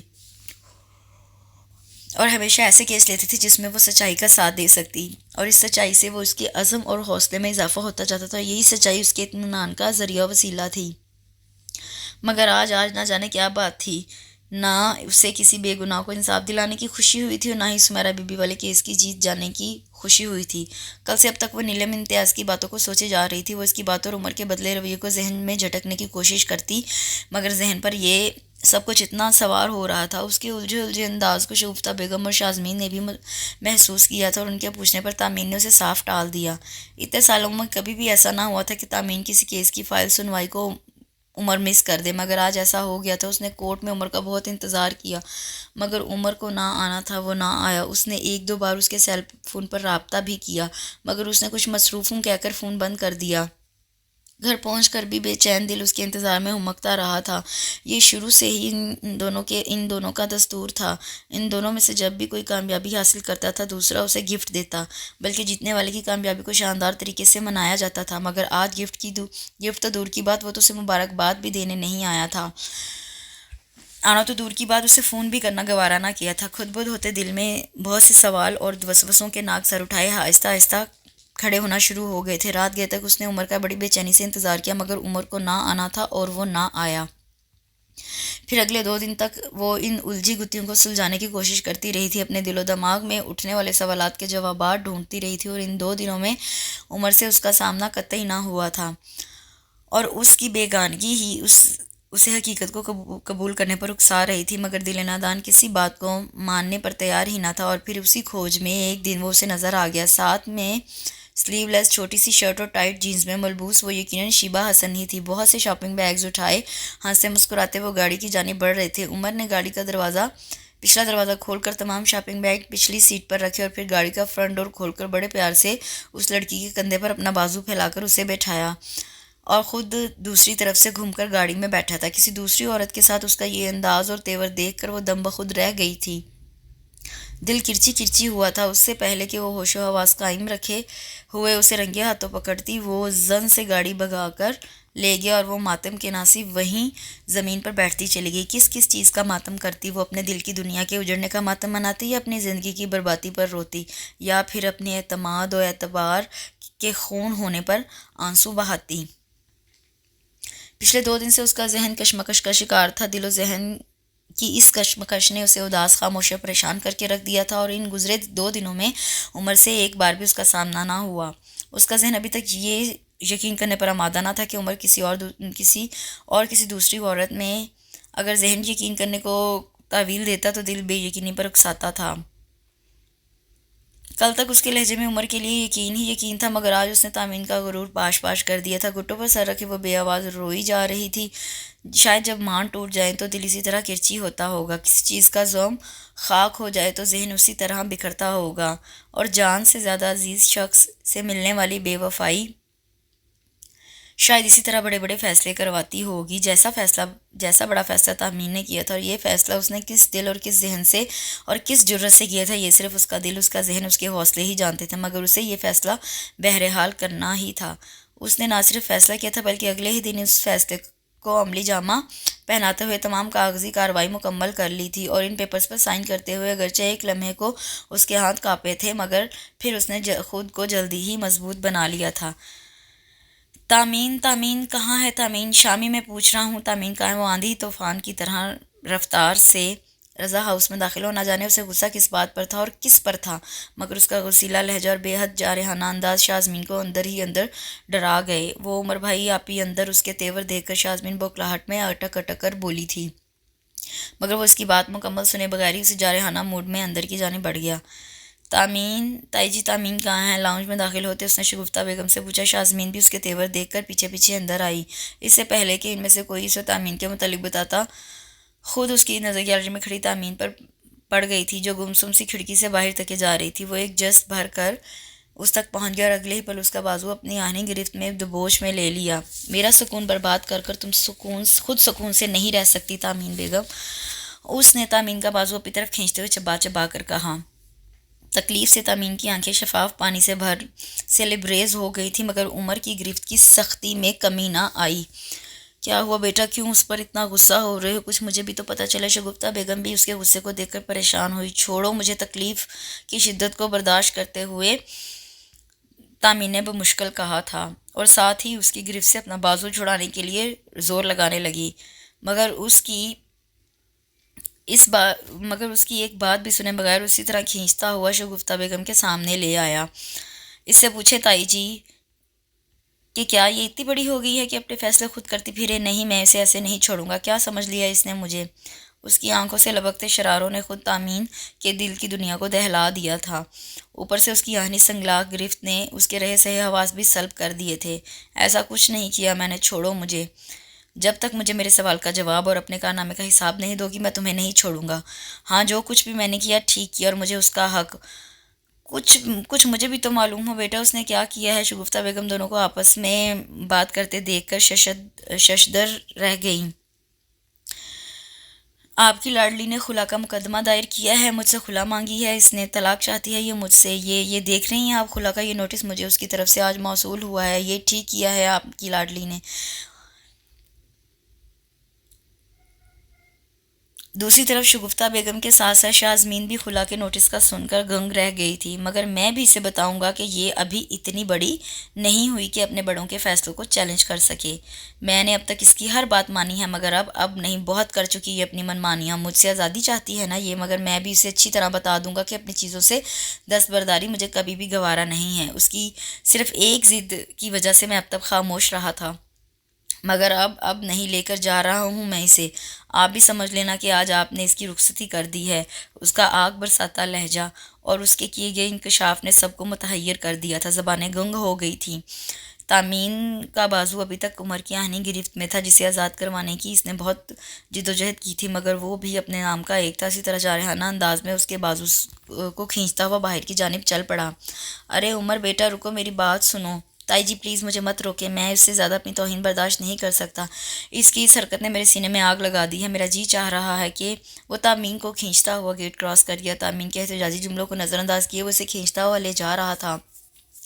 رات کے اس وقت جب سخت سردی کی بدولت لوگ اپنے اپنے گھروں میں لحافوں میں منہ سر لپیٹے پڑے تھے، مگر وہ اس سردی سے بے نیاز اپنی پریشانی میں مبتلا تھے۔ شازمین دیکھو وہ کہاں لے کر جا رہا ہے، یہ سب کیا ہو رہا ہے؟ میری بچی، شگفتہ بیگم نے دیوار کا سہارا لیا۔ پلیز امی، آپ پریشان مت ہوں، وہ کوئی غیر تھوڑی ہیں، آپ ہی سے ان کا مضبوط رشتہ اور تعلق ہے۔ وہ آپ ہی کو لے کر کہاں جا سکتے؟ اپنے گھر گئے ہوں گے، کچھ نہیں ہوگا وہاں، چچی جان خود ہی سنبھال لیں گی۔ وہ تو آپ سے بھی زیادہ پیار کرتی ہیں۔ ان دونوں کے درمیان یقیناً کوئی غلط فہمی ہو گئی ہوگی۔ دیکھنا بھی کچھ دیر بعد چچی جان بات کو رفع دفع کر کے آپ ہی کو چھوڑ جائیں گی۔ آپ کیوں فکر کر رہی ہیں؟ آئیں آپ اپنے کمرے میں چلیں۔ شازمین انہیں دھیرے دھیرے سمجھا رہی تھی، اور پھر سمرانہ بیگم کی عادت کو وہ جانتی تھی، اس لیے وہ کچھ مطمئن ہو گئیں۔ عمر تم نے میرے ساتھ زبردستی نہیں کر سکتے، چھوڑو مجھے۔ تامین اس وقت مسلسل چیخ رہی تھی اور اپنا آپ چھڑانے کی بھرپور کوشش کر رہی تھی، مگر اونچے لمبے مضبوط سے عمر کے آگے اس کا نازک سا وجود کیا اہمیت رکھتا تھا، اس لیے کھینچتی چلی جا رہی تھی، اور عمر اس کی چیخوں پکار اور احتجاجی مظاہروں کو نظر انداز کیے خاموشی سے اسے کھینچتا ہوا اپنے کمرے کی جانب بڑھ رہا تھا۔ ابھی وہ سیڑھیوں کے قریب پہنچا ہی تھا کہ سمرانہ بیگم شور کی آواز سن کر اپنے کمرے سے چلی آئیں، مگر سامنے کا منظر دیکھ کر ان کی آنکھیں حیرت سے پھٹی کی پھٹی رہ گئیں۔ چچی جان دیکھیں، عمر کیا بدتمیزی ہے، کیوں کر رہے ہو تم تامین کے ساتھ ایسا؟ تب ہی آگے بڑھ کر تامین کو تھامنا چاہا، مگر عمر نے ایک جھٹکے سے اس کا بازو کھینچ کر اسے اپنے پیچھے کیا اور خود سمرانہ بیگم کے سامنے تن کر کھڑا ہو گیا۔ آپ کو میری بدتمیزی نظر آ رہی ہے، مگر یہ نہیں پتا کہ آپ کی لاڈلی نے کون سا کارنامہ انجام دیا ہے۔ پڑھیں اسے۔ اور داد نے اپنی لاڈلی بہو کے اعلیٰ عرفہ دماغ کی۔ اس نے خلا کا نوٹس ان کے ہاتھ میں تھمایا اور پھر تامین کی طرف مڑتے ہوئے بولا، اور تمہارا دماغ بھی ابھی ٹھکانے لگاتا ہوں۔ تامین کا احتجاج ابھی جاری تھا کہ یکلخت عمر نے تامین کی کمر کے گرد بازو حمائل کیا، اور اگلے ہی پل اس کا نازک وجود باہوں میں بھرتے ہوئے کندھے سے لگائے وہ تیزی سے سیڑھیاں طے کرنے لگا۔ سمرانہ بیگم دم بخود کبھی نوٹس کو اور کبھی سیڑھیاں چڑھتے عمر کو دیکھ رہی تھی۔ نوٹس نے تو ان کے بھی پاؤں تلے سے زمین کھینچ لی تھی۔ آنکھوں کے آگے اندھیرا آ گیا تھا۔ وہ بھلا احتجاج کرتی روتی تامین کی مدد کو کیسے آگے بڑھتی؟ انہیں تو اپنا آپ سنبھالنا مشکل ہو رہا تھا۔ عمر تم میرے ساتھ زبردستی نہیں کر سکتے، چھوڑو مجھے، میں تمہارے خلاف تامین خون خوار انداز میں اس پر جھپٹی۔ تم میرے خلاف کچھ نہیں کر سکتی، تم نے جو کرنا تھا تم کر چکی، اب میری باری ہے، اب یہ دیکھنا کہ میں کیا کرتا ہوں۔ یہ تمہارا کمرہ ہے، اگر تمہاری رخصتی طریقے سے ہوتی تو اس وقت یہ کمرہ پھولوں سے سجا ہوتا، مگر اب تمہارے کارنامے کی وجہ سے مجبوری ہے۔ اس کے وجود کو جھٹکے سے بیڈ پر گراتا وہ تن سے بولتا ہوا تیزی سے باہر نکل گیا اور باہر سے دروازے کو لاک کر کے چابی جیب میں ڈال لی۔ اندر سے مسلسل دروازہ پیٹنے اور چیخو پکار کی آواز نیچے سمرانہ بیگم کو بخوبی آ رہی تھی۔ عمر بیٹا یہ سب کیا ہے، کیا ہو گیا ہے تم دونوں کو؟ میرا تو دماغ پھٹ جائے گا۔ سمرانہ بیگم سیڑھیوں پر بیٹھتی ہوئی دل گرفتی سے بولی۔ خلا کو نوٹس اور اس پر عمر کا کاری ری ایکشن وہ دیکھ چکی تھی۔ یہی سب کچھ جو میں آپ سے پوچھ رہی ہوں یہی سب کچھ جو آپ مجھ سے پوچھ رہی ہیں اپنی لاڈلی سے پوچھتی۔ کب پوچھتی میں اس سے؟ تم دروازہ کھولو، میں خود اس سے بات کروں گی۔ ہرگز نہیں، بہت تماشا دکھا چکی ہے وہ، اور مزید مجھے دیکھنے کی مجھ میں ہمت نہیں۔ آپ ہرگز کمرے میں نہیں جائیں گی، اس کا دماغ میں خود ٹھکانے پر لگاؤں گا۔ اتنے پرانے مضبوط رشتے کو اس نے مذاق بنا کر رکھ دیا ہے۔ اس نے آپ سب کی محبتوں کا بھی لحاظ نہ کیا، میری چاہتوں کا بھی بھرم نہ رکھا، آپ سب کی شے پر اس نے یہ سب کچھ کیا۔ مگر بیٹا اس طرح کی سختی ٹھیک نہیں ہے اس کے ساتھ، میرا تو دل کٹ رہا ہے اسے اس طرح دیکھ کر۔ تو مجھے اندر جانے دو، میں اسے خود سمجھاؤں گی، انہوں نے فطری مامتا سے مجبور ہو کر کہا۔ نہیں امی، میں نے کہہ دیا کہ آپ اس کے پاس نہیں جائیں گی، اب سمجھانے کا وقت گزر گیا ہے۔ اس نے جتنی منمانی کرنی تھی کر لی، وہ مجھ سے آزادی چاہتی تھی نا، مگر اب میں بھی اسے اپنا پابند بنا کر ہی دم لوں گا، دیکھتا ہوں وہ مجھ سے کیسے خلا لیتی ہے۔ اچھا ادھر آؤ، تم میرے ساتھ چلو، انہوں نے کچھ سوچ کر کہا اور پھر اسے اپنے کمرے میں لے آئیں۔ ان کے کمرے میں داخل ہوتے وہ بیڈ پر گرا تھا، تمام توانائیاں، تمام قوتیں صرف ہو گئی ہوں، صرف تھکن ہی تھکن باقی ہو۔ سمرانہ بیگم اس کی کیفیت کو سمجھ گئی تھیں، تامین کے لیے اس کے دل میں پنپتے اور جوان ہوتے ہوئے جذبوں کی وہ خود گواہ تھیں۔ بیٹا تم جو سختی اس کے ساتھ برت رہے ہو وہ ٹھیک نہیں ہے، اس طرح تو وہ مزید باغی ہو جائے گی۔ وہ بھی ضد میں ہے اور تم بھی اپنی ضد پر ڈٹ گئے ہو بیٹا، اگر تم دونوں اپنی جگہ پر اکڑ جاؤ گے تو دونوں ہی ٹوٹ جاؤ گے۔ تمہیں معلوم ہے کہ وہ تم سے خلا کیوں لینا چاہتی ہے؟ نہیں، مجھے کیا معلوم کہ یہ خناس اس کے دماغ میں کہاں سے بھر گیا، اگر معلوم ہوتا تو آہستہ آہستہ اس کا لہجہ نارمل ہوتا جا رہا تھا، اور تم نے معلوم کرنے کی کوشش بھی نہیں کی ہوگی۔ شاباش ہے بیٹا، کہتے ہیں کہ غصہ اور اشتعال کبھی کبھی قابل سے قابل بندے کو بھی بیوقوف بنا دیتے ہیں، اور ایسا ہی اس وقت تمہارے ساتھ ہوا۔ تم تو اسے سمجھنے کے دعوے کیا کرتے تھے، پھر تمہارے وہ دعوے کہاں گئے؟ ہاں میں دعوے کیا کرتا تھا، مگر آپ یہ بھی تو دیکھیں کہ اس کی اس حرکت سے مجھے تو لگتا ہے رخصتی کی ٹال مٹول کے پیچھے بھی یہی وجہ ہوگی۔ عمر کا دل بدگمانی سے بھر گیا۔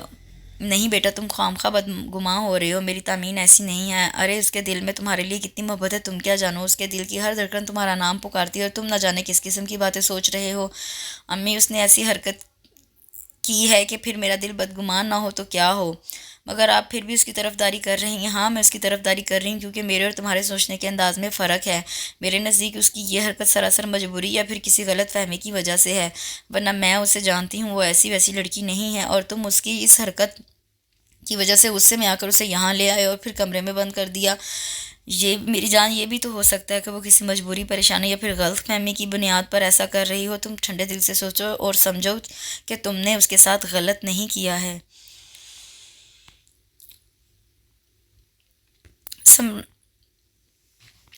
امی آپ ٹھیک کہہ رہی ہیں، اس کی اس حرکت نے مجھے ایک دم سے طیش دلا دیا ہے، میری سوچنے سمجھنے کی تمام صلاحیتیں مفقود ہو گئی ہیں۔ یاد رہا تو صرف اتنا کہ اگر میں نے ایک پل کی بھی دیری کر دی تو میں اسے ہمیشہ کھو دوں گا، اور میں اسے کھونا نہیں چاہتا، بس اسی لیے زبردستی لے آیا۔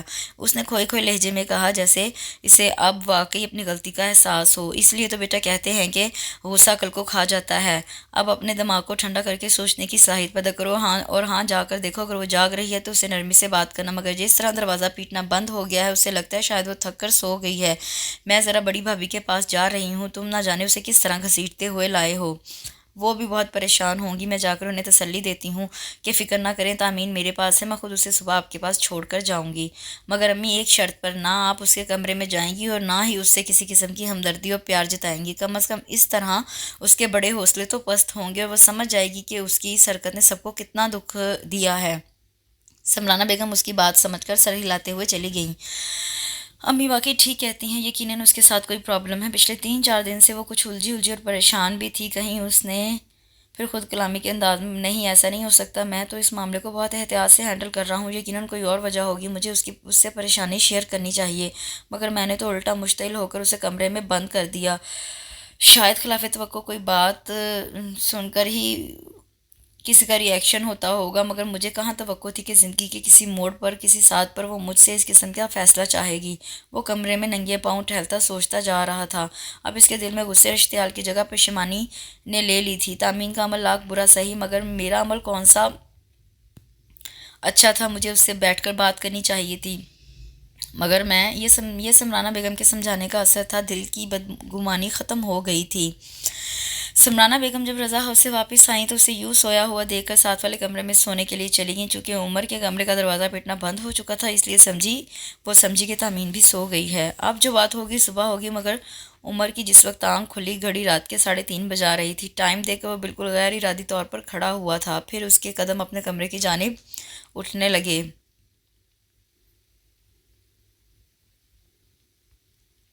وہ کمرہ جو اس کا اپنا تھا، جہاں آج تامین کا اضافہ ہو گیا تھا، اگرچہ یہ اضافہ ہنگامی تھا مگر اس کی اہمیت اپنی جگہ مسلم تھی۔ اسے دروازے کا لاک کھولا تو نظر سیدھی سامنے بیڈ پر پڑی اس کے وجود پر گئی۔ دونوں ٹانگیں اور ایک بازو بیڈ سے نیچے لٹ رکھے تھے، باقی سارا جسم بیڈ کے کونے پر ڈھیر تھا۔ سخت سردی کے باوجود اس کا وجود کسی گرم کپڑے یا کمبل سے بے نیاز پڑا تھا، شاید روتے روتے اسی طرح سو گئی۔ دروازہ کھلنے اور عمر کے اندر آنے پر بھی اس کی آنکھ نہ کھلی، یوں جیسے وہ نودگی میں ہو۔ اس نے آگے بڑھ کر احتیاط سے اس کے بکھرے وجود کو اٹھا کر بیڈ پر لٹا دیا اور پائنتی پر پڑا گرم کمبل کھول کر اسے اڑا دیا، اور خود بیڈ پر اس کے قریب بیٹھ کر ندامت سے ایک ٹک اس کا چہرہ دیکھنے لگا۔ وہ دل جو کچھ دیر قبل اس کے خلاف بدگمانی سے لبریز تھا، وہ اس وقت نم گرم جذبات کی اماجگاہ بن گیا تھا۔ اس کی آنکھوں میں مخصوص مردانہ چمک ابھر آئی تھی، اسے اپنے جذبات پر کنٹرول کرنا مشکل ہو گیا تھا۔ پانی کے قریب آ کر اپنی پیاس پر بند باندھنا ایک تکلیف دہ عمل ہوتا ہے، اور عمر بھی اس تکلیف دہ عمل سے گزر رہا تھا۔ اس کے چہرے پر ابھی بھی آنسوؤں کے میٹھے میٹھے نشان تھے، ناک رونے کے باعث سرخ ہو گئی تھی، بالوں کی بہت سی بکھری آوارہ لٹوں نے عمر نے اپنے ہاتھوں سے سنوارا، اور اس عمل کے دوران اپنے دل میں اٹھتے جذبوں کے طوفان کو اس نے کسی طرح روکا۔ یہ صرف وہی جانتا تھا۔ تامین، تم کیا جانو کہ تم میرے لیے کیا ہو؟ اگر تم جان جاؤ کہ میرے جسم میں آتی جاتی سانسوں کا نام تامین ہے، تو تم کبھی بھولے سے بھی مجھ سے کوئی ایسی بات نہ ہو جس سے ہماری جدائی۔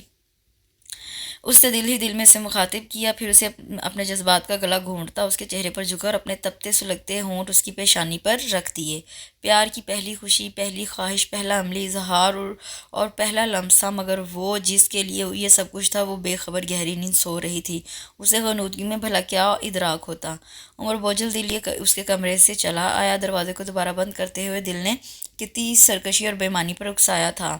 اس کو ایک نظر دیکھنے گیا تھا، صرف اس لیے کہ اسے دیکھ کر سکون سے سو سکے گا، مگر وہاں سے تو درد کی ایک نئی لذت سے آشنا ہو کر آیا تھا۔ وہ شرن قانوناً سر سے پاؤں تک اس کی تھی، مگر اس طرح وہ اسے حاصل نہیں کرنا چاہتا تھا۔ یہ اس کے پیار کی پاکیزگی تھی جو اسے ثابت قدم رکھے ہوئے تھی۔ سینے میں بھڑکتے جذبات کے الاؤ کی بدولت وہ اب سکون سے سو نہ سکتا تھا۔ چلے امی، جلدی سے شاندار سا ناشتہ بنا کر دیں، آپ کی لاڈلی بھوکی پیاسی ہوگی۔ وہ نہا دھو کر بہت نکھرا سا لگ رہا تھا۔ پیور کاٹن کے ڈارک گرے قمیض شلوار میں آستینیں کونیوں تک فولڈ کیے وہ بہت فریش لگ رہا تھا۔ ماتھے پر بکھرے سیاہ بالوں کا گچھا اس کی مردانہ وجاہت میں اضافہ کر رہا تھا۔ کل سے اب تک تھکا دینے والی سوچوں نے اس کے ذہن کو پریشان کر دیا تھا، مگر اب وہ حالات کا نئے سرے سے جائزہ لے کر کچھ سوچ کر مطمئن ہو گیا تھا، اس لیے چہکتے ہوئے کچن میں داخل ہوا تھا۔ رات کو دیر سے سونے کے باعث ان سب کی آنکھ دیر سے کھلی۔ دیکھو بیٹا، میں تمہیں ایک بار پھر کہہ رہی ہوں کہ تم اس بچی کے ساتھ ٹھیک نہیں کر رہے۔ ارے امی، آپ فکر مت کریں، آپ کی لاڈلی میری بھی تو کچھ لگتی ہے۔ جا رہا ہوں آپ کی بہو کو اپنے ہاتھوں سے ناشتہ کروانے، بقول آپ کے پیار و محبت سے سمجھانے۔ ہاں، جیسے لے کر بھی اتنے ہی پیار سے آئے تھے۔ میں تو پیار سے لے کر آنے کو کب سے جی جان سے تیار ہوں، مگر آپ کی لاڈلی ہی آنے کو تیار نہیں، تو میں کیا کروں؟ اچھا یہ بتاؤ، کب تک اسے یوں یرغمال بنا کر رکھو گے؟ پلیز امی، میں نے اسے کوئی یرغمال نہیں بنایا۔ اس کی حرکت نے مجھے اتنا غصہ آیا کہ میں بغیر سوچے سمجھے اشتعال میں آ کر اسے لے آیا۔ ایک بات آپ بھی میری سن لیں، میں ہر طرح سے یہ معاملہ ہینڈل کرنے کی پوری کوشش کروں گا، اگر پھر بھی اس کی وہی ضد رہی اور مجھ سے خلا لینے پر ڈٹی رہی تو مجبوراً مجھے اسے یہاں رکھنا پڑے گا۔ شرم کرو، یہ پولیس والوں کے طور طریقے اور پوچھ گچھ کے اصول اپنے تھانے تک ہی محدود رکھو تم۔ ارے واہ، میں کہتی ہوں مجھے بات کرنے دو بچی سے۔ نہیں امی، آپ اس کے سامنے اس وقت تک نہیں جائیں گی جب تک وہ اپنے کارنامے کو اپنی غلطی نہیں مان لیتی، اور اگر آپ… وہ بات ادھوری چھوڑ کر سیڑھیاں چڑھنے لگا۔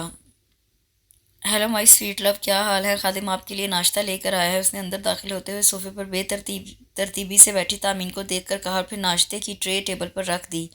آ جاؤ جانے عمر، امی نے تمہارے لیے زبردست ناشتہ بنا کر بھیجا اور ٹھنڈا کر کے تم اس ناشتے کا مزہ خراب مت کرو۔ عمر ایسے بات کر رہا تھا جیسے کچھ ہوا ہی نہ ہو ان دونوں کے بیچ۔ اس کا نرم لہجہ دیکھ کر کوئی بھی نہیں کہہ سکتا تھا کہ رات غصے اور اشتعال میں وہ کوئی عمر نہیں بلکہ کوئی اور تھا۔ پھر بڑے استحقاق سے اس نے صوفے پر اس کے قریب پھیل کر بیٹھتے ہوئے ٹرے اپنی جانب کھسکائی تھی۔ مجھے ناشتہ نہیں کرنا، مجھے اپنے گھر جانا ہے۔ پہلے ناشتہ تو کر لو، پھر تمہیں تمہارے گھر بھی لے چلوں گا۔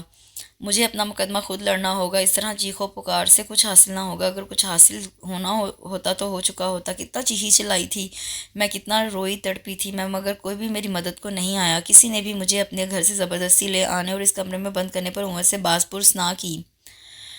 مجھے ناشتہ نہیں کرنا، مجھے اپنے گھر جانا ہے۔ تم میرے ساتھ زبردستی نہیں کر سکتے۔ اس کمرے سے اور اپنی زندگی سے آزاد کرو مجھے۔ اس نے اتنا ہی کہا تھا مگر اگلے ہی پل بھرپور زناٹے دار تھپڑ اس کے گال پر پڑا۔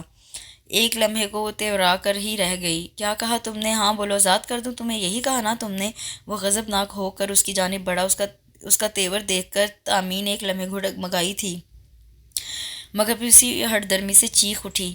ہاں آزاد کرو مجھے، نہیں رہنا چاہتی میں تمہارے ساتھ۔ ایک دوگلے دھوکے باز انسان کے ساتھ زندگی گزارنے سے بہتر ہے کہ میں… کون دوگلا اور دھوکے باز انسان ہے؟ تم دوگلے اور دھوکے باز انسان ہو۔ تم کیا سمجھتے ہو کہ میں تم سے اور تمہاری نئی مصروفیت سے نا واقف ہوں؟ شیبہ حسن یہی نام ہے نا تمہاری نئی مصروفیت کا؟ او، شیبہ حسن کا نام سن کر ایک پل کو ٹھٹکا تھا۔ اب یہ مت کہنا عمر حیات کہ تم اس نام کی کسی لڑکی کو نہیں جانتے، کیونکہ اس نام کی لڑکی کے ساتھ میں خود تمہیں دیکھ چکی ہوں۔ اس دن جب میں تمہارے پاس آئی تھی تو تم اس وقت اسی لڑکی سے بات کر رہے تھے اور میں نے تمہاری ساری بات چیت سن لی تھی، مگر پھر بھی میں نے اپنی کانوں سے سنی بات کو جھٹلا دیا۔ میرا اعتماد و اعتبار اتنا کمزور نہیں تھا ایک پل میں ٹوٹ جاتا، مگر اس دن تاریک روڈ پر خود اپنی آنکھوں سے میں نے جو کچھ دیکھا، اس کے بعد محبت کی جس منزل کا پتہ بتا کر مجھے اپنی ہمراہی میں لے کر چلنے کا جو وعدہ تم نے مجھ سے کیا تھا، وہ وعدہ تم نبھاؤ۔ اس شیبہ حسن کے ساتھ رہے ہو اور پھر بھی کہہ رہے ہو کہ کون دھوکے باز ہو؟ بتاؤ کیوں میرے اعتماد کو ریزہ ریزہ کیا؟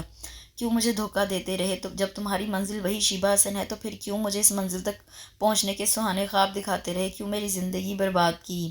کیوں میرے اندھے اعتماد کا خون کیا؟ بولو کیوں؟ بولتے بولتے اس کی آواز بھر آ گئی۔ بس، وہ پوری شدت سے ہاتھ اٹھا کر بولا، لہجے میں کل والی گھن گرج آ گئی تھی۔ میں بہت سن چکا تمہاری بکواس۔ اعتماد اور اعتبار، یہی دو لفظ بولے تھے نا تم نے؟ مت نام لو میرے سامنے ان لفظوں کا۔ پہلے تم ان لفظوں کے معنی خود تو سمجھ لو، پھر مجھ سے بات کرنا۔ تمہارے اعتبار و اعتماد کا خون میں نے کیا ہے یا خود تم نے؟ میرے اعتماد و اعتبار کا خون کیا ہے؟ بولو، جواب دو میری بات کا۔ اگر تمہیں مجھ پر اعتماد ہوتا نا تو یوں کچھ بھی اپنی آنکھوں سے دیکھ کر میرے کردار کے بارے میں کہانی نہ گھڑ کر بیٹھ جاتی، بلکہ اگر کچھ دیکھ بھی لیا تو آ کر مجھ سے پوچھتی۔ تمہیں پورا حق تھا، مگر نہیں، تم نے بھی وہی کیا جو عام سی لڑکی ایسا دیکھنے پر کرتی۔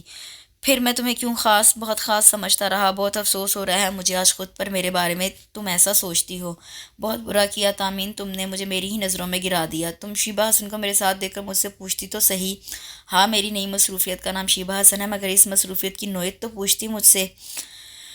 رات کے مقابلے میں اس کا موڈ اور مزاج دونوں زیادہ برہم تھے۔ اس کے بگڑے تیور دیکھ کر وہ بہت زیادہ خوفزدہ ہو گئی تھی۔ کتنا مان تھا مجھے تم پر۔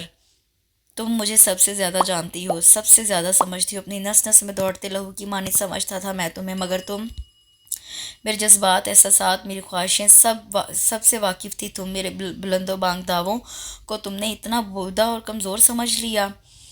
اس سے پہلے کہ وہ مزید کچھ کہتا اس کا سیل فون بج اٹھا۔ یس سر، دوسری طرف شاید کسی افسر کا فون تھا، تبھی آفیشیل لہجے میں کہتا وہ مکمل طور پر الرٹ ہو گیا۔ جی سر، آپ بے فکر رہے، میں بس ابھی پہنچتا ہوں۔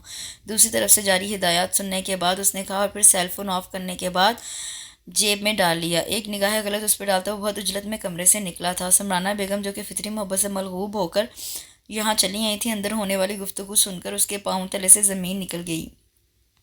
چچی جان، میرا یقین کرے، میں نے خود عمر کو اس لڑکی کے ساتھ بہت بے تکلفی سے بات چیت کرتے سنا تھا، اور یہ بھی تو ہو سکتا ہے بیٹا وہ کسی اور سے بات کر رہا ہوگا اور تم نے سمجھ لی۔ یار چچی جان، اگر میں اپنے کانوں سے سنی بات جھٹلا بھی دیتی تو اس کا کیا کرتی جو میں نے اپنی آنکھوں سے دیکھا تھا؟ میں نے خود عمر کو دیکھا تھا اس لڑکی کے ساتھ، وہ اتنی بے تکلفی سے اس کے ساتھ۔ سمرانہ بیگم اس کی کیفیت کو اچھی طرح سمجھتی تھی۔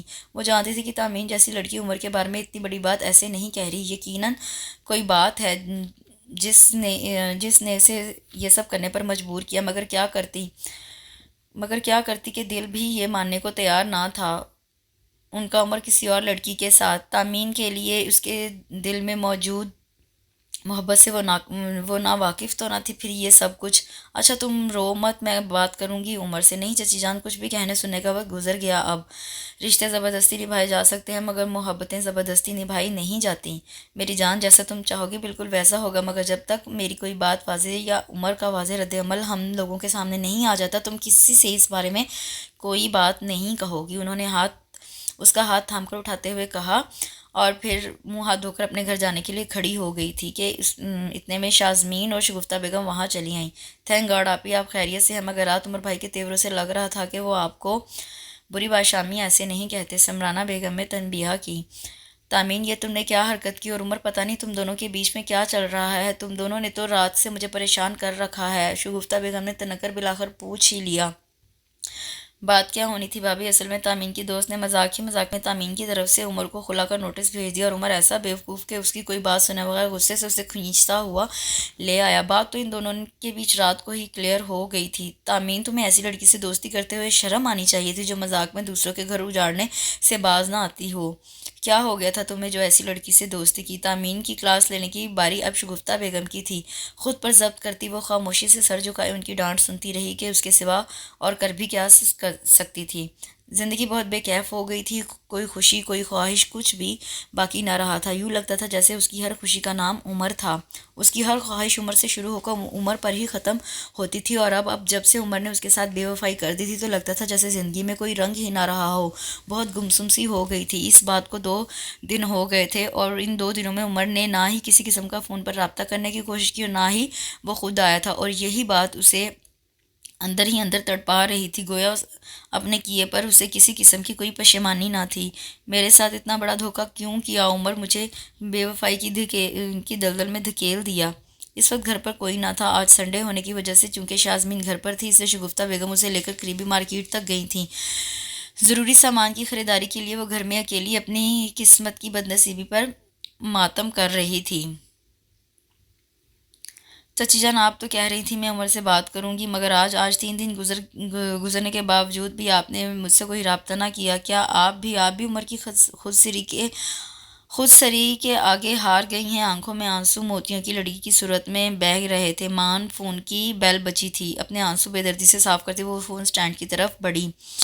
ہیلو، رونے کی وجہ سے بھاری ہوتی آواز کے ساتھ اس نے بمشکل ہیلو کہا۔ السلام علیکم بھابھی، کیسی ہیں آپ؟ دوسری طرف احسن نے آواز پہچان کر کہا۔ وعلیکم السلام، میں ٹھیک ہوں احسن بھائی، آپ سنائیں آج کیسے یاد کیا؟ وہ اصل میں پچھلے 2 گھنٹے سے عمر کو ٹرائی کر رہا ہوں، اس کا سیل فون آف ہے اور ان کا لینڈ لائن نمبر بھی بزی جا رہا ہے۔ کائنڈلی آپ جا کر دیکھ آئیں کہ موصوف کہیں ابھی تک خواب خرگوش کے مزے تو نہیں لے رہی، یا پھر مجھے چکمہ دے کر خود کہیں اور نکل گیا ہو۔ عجیب گھامڑ انسان ہے، اتنی بڑی خوشی ملی ہے مگر نہ جانے کیوں بجھا سا ہے۔ ایک بار بھی میں نے اس کے چہرے پر مسکراہٹ نہیں دیکھی تھی۔ اگر اس کی جگہ میں ہوتا نا تو ہماری خوشی کے جانے کیا کچھ کر ڈالتا۔ احسن ایاز کی یہ عادت تھی کہ بولتا تو نان سٹاپ بولتا چلا جاتا، اگرچہ کہ ان دونوں کے ڈپارٹمنٹ الگ الگ تھے، مگر گہری دوستی ہونے کی بدولت ان میں خوب بنتی تھی۔ خوشی؟ کون سی خوشی؟ دھک دھک کرتے دل اور لرزتے کامتے وجود کو بمشکل سنبھالتے ہوئے اس نے پوچھا۔ دل انجانے خدشوں کا سوچ کر سینے کے پنجرے میں بری طرح پھڑ پھڑایا تھا۔ ارے آپ کو نہیں بتایا؟ یا پھر آپ میرے ساتھ مذاق کر رہی ہیں؟ میں سچ کہہ رہی ہوں احسن بھائی، مجھے نہیں معلوم، پلیز آپ بتائیں نا۔ بھائی عمر کی پروموشن ہو گئی ہے، اتنے خطرناک اور اہم کیس کو اس نے اتنی ہوشیاری اور بہادری سے ہینڈل کیا کہ نہ صرف ہمارا ڈپارٹمنٹ بلکہ افسران بالا تک حیران رہ گئے ہیں۔ اچھا ایک بات بتائیں، آپ نے بڑی اسکرین پر ان ہونے والی نئی اداکارہ شیبہ حسن کو دیکھا ہے؟ ہاں، کیا ہوا اسے اس وقت احسن پر بے حد غصہ آ رہا تھا جو پہیلیاں بجھوا رہا تھا۔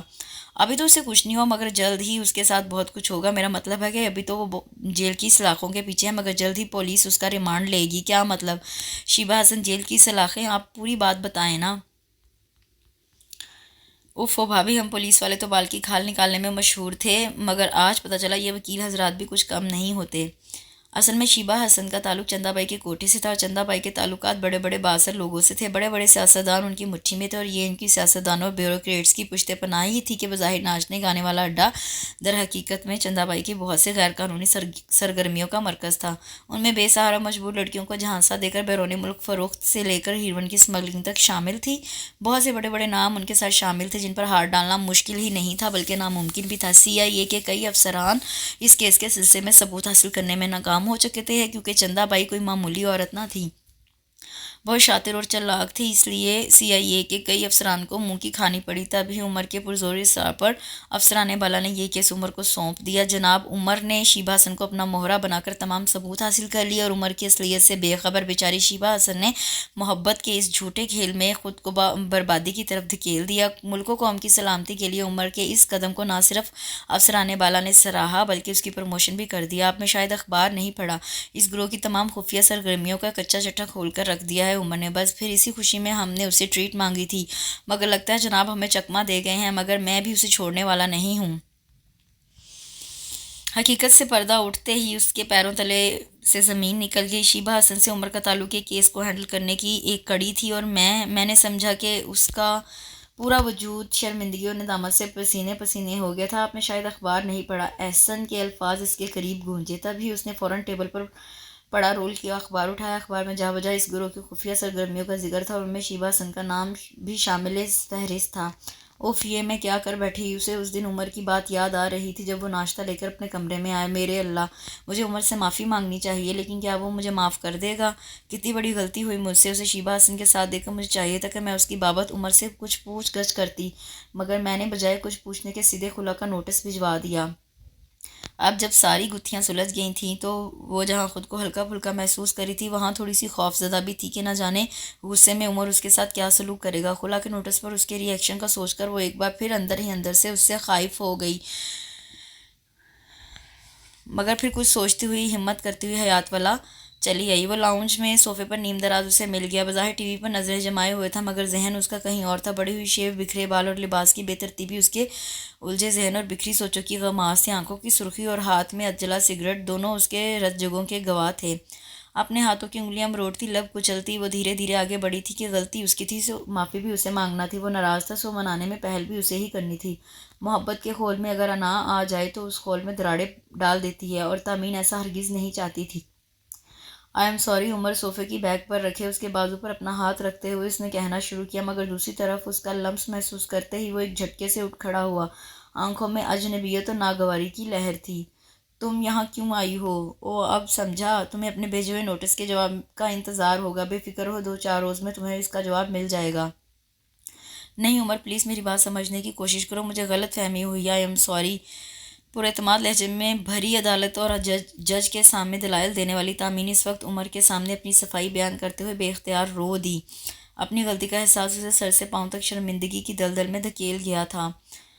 میں نے کہا تھا نا، تامین رضا کے رشتوں میں محبت ہی سب کچھ نہیں ہوتی بلکہ محبت سے زیادہ ضروری چیز اعتبار اور اعتماد ہے. اور تم نے وہ نہ جانے مزید کیا کہنے جا رہا تھا کہ اسی پل فون کی بیل بج اٹھی اور وہ فون سننے لگا. فون سننے کے بعد ریسیور رکھتا وہ تیزی سے باہر نکل گیا. اس کی اس اجنبیت اور بیگانگی نے تامین کو مزید ہراساں کیا.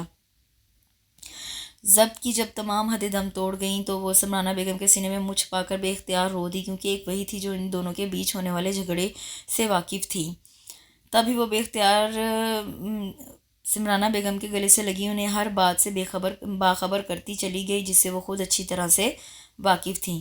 دیکھو تامین، اس میں صرف قصور تمہارا ہے. جب تم نے عمر کے بارے میں کچھ ایسا ویسا سنا یا دیکھا تھا تو تمہیں چاہیے تھا کہ تم خود اس کے پاس آتی اور اسے باز پرس کرتی. تمہارا حق تھا مگر تم نے ایسا نہیں کیا.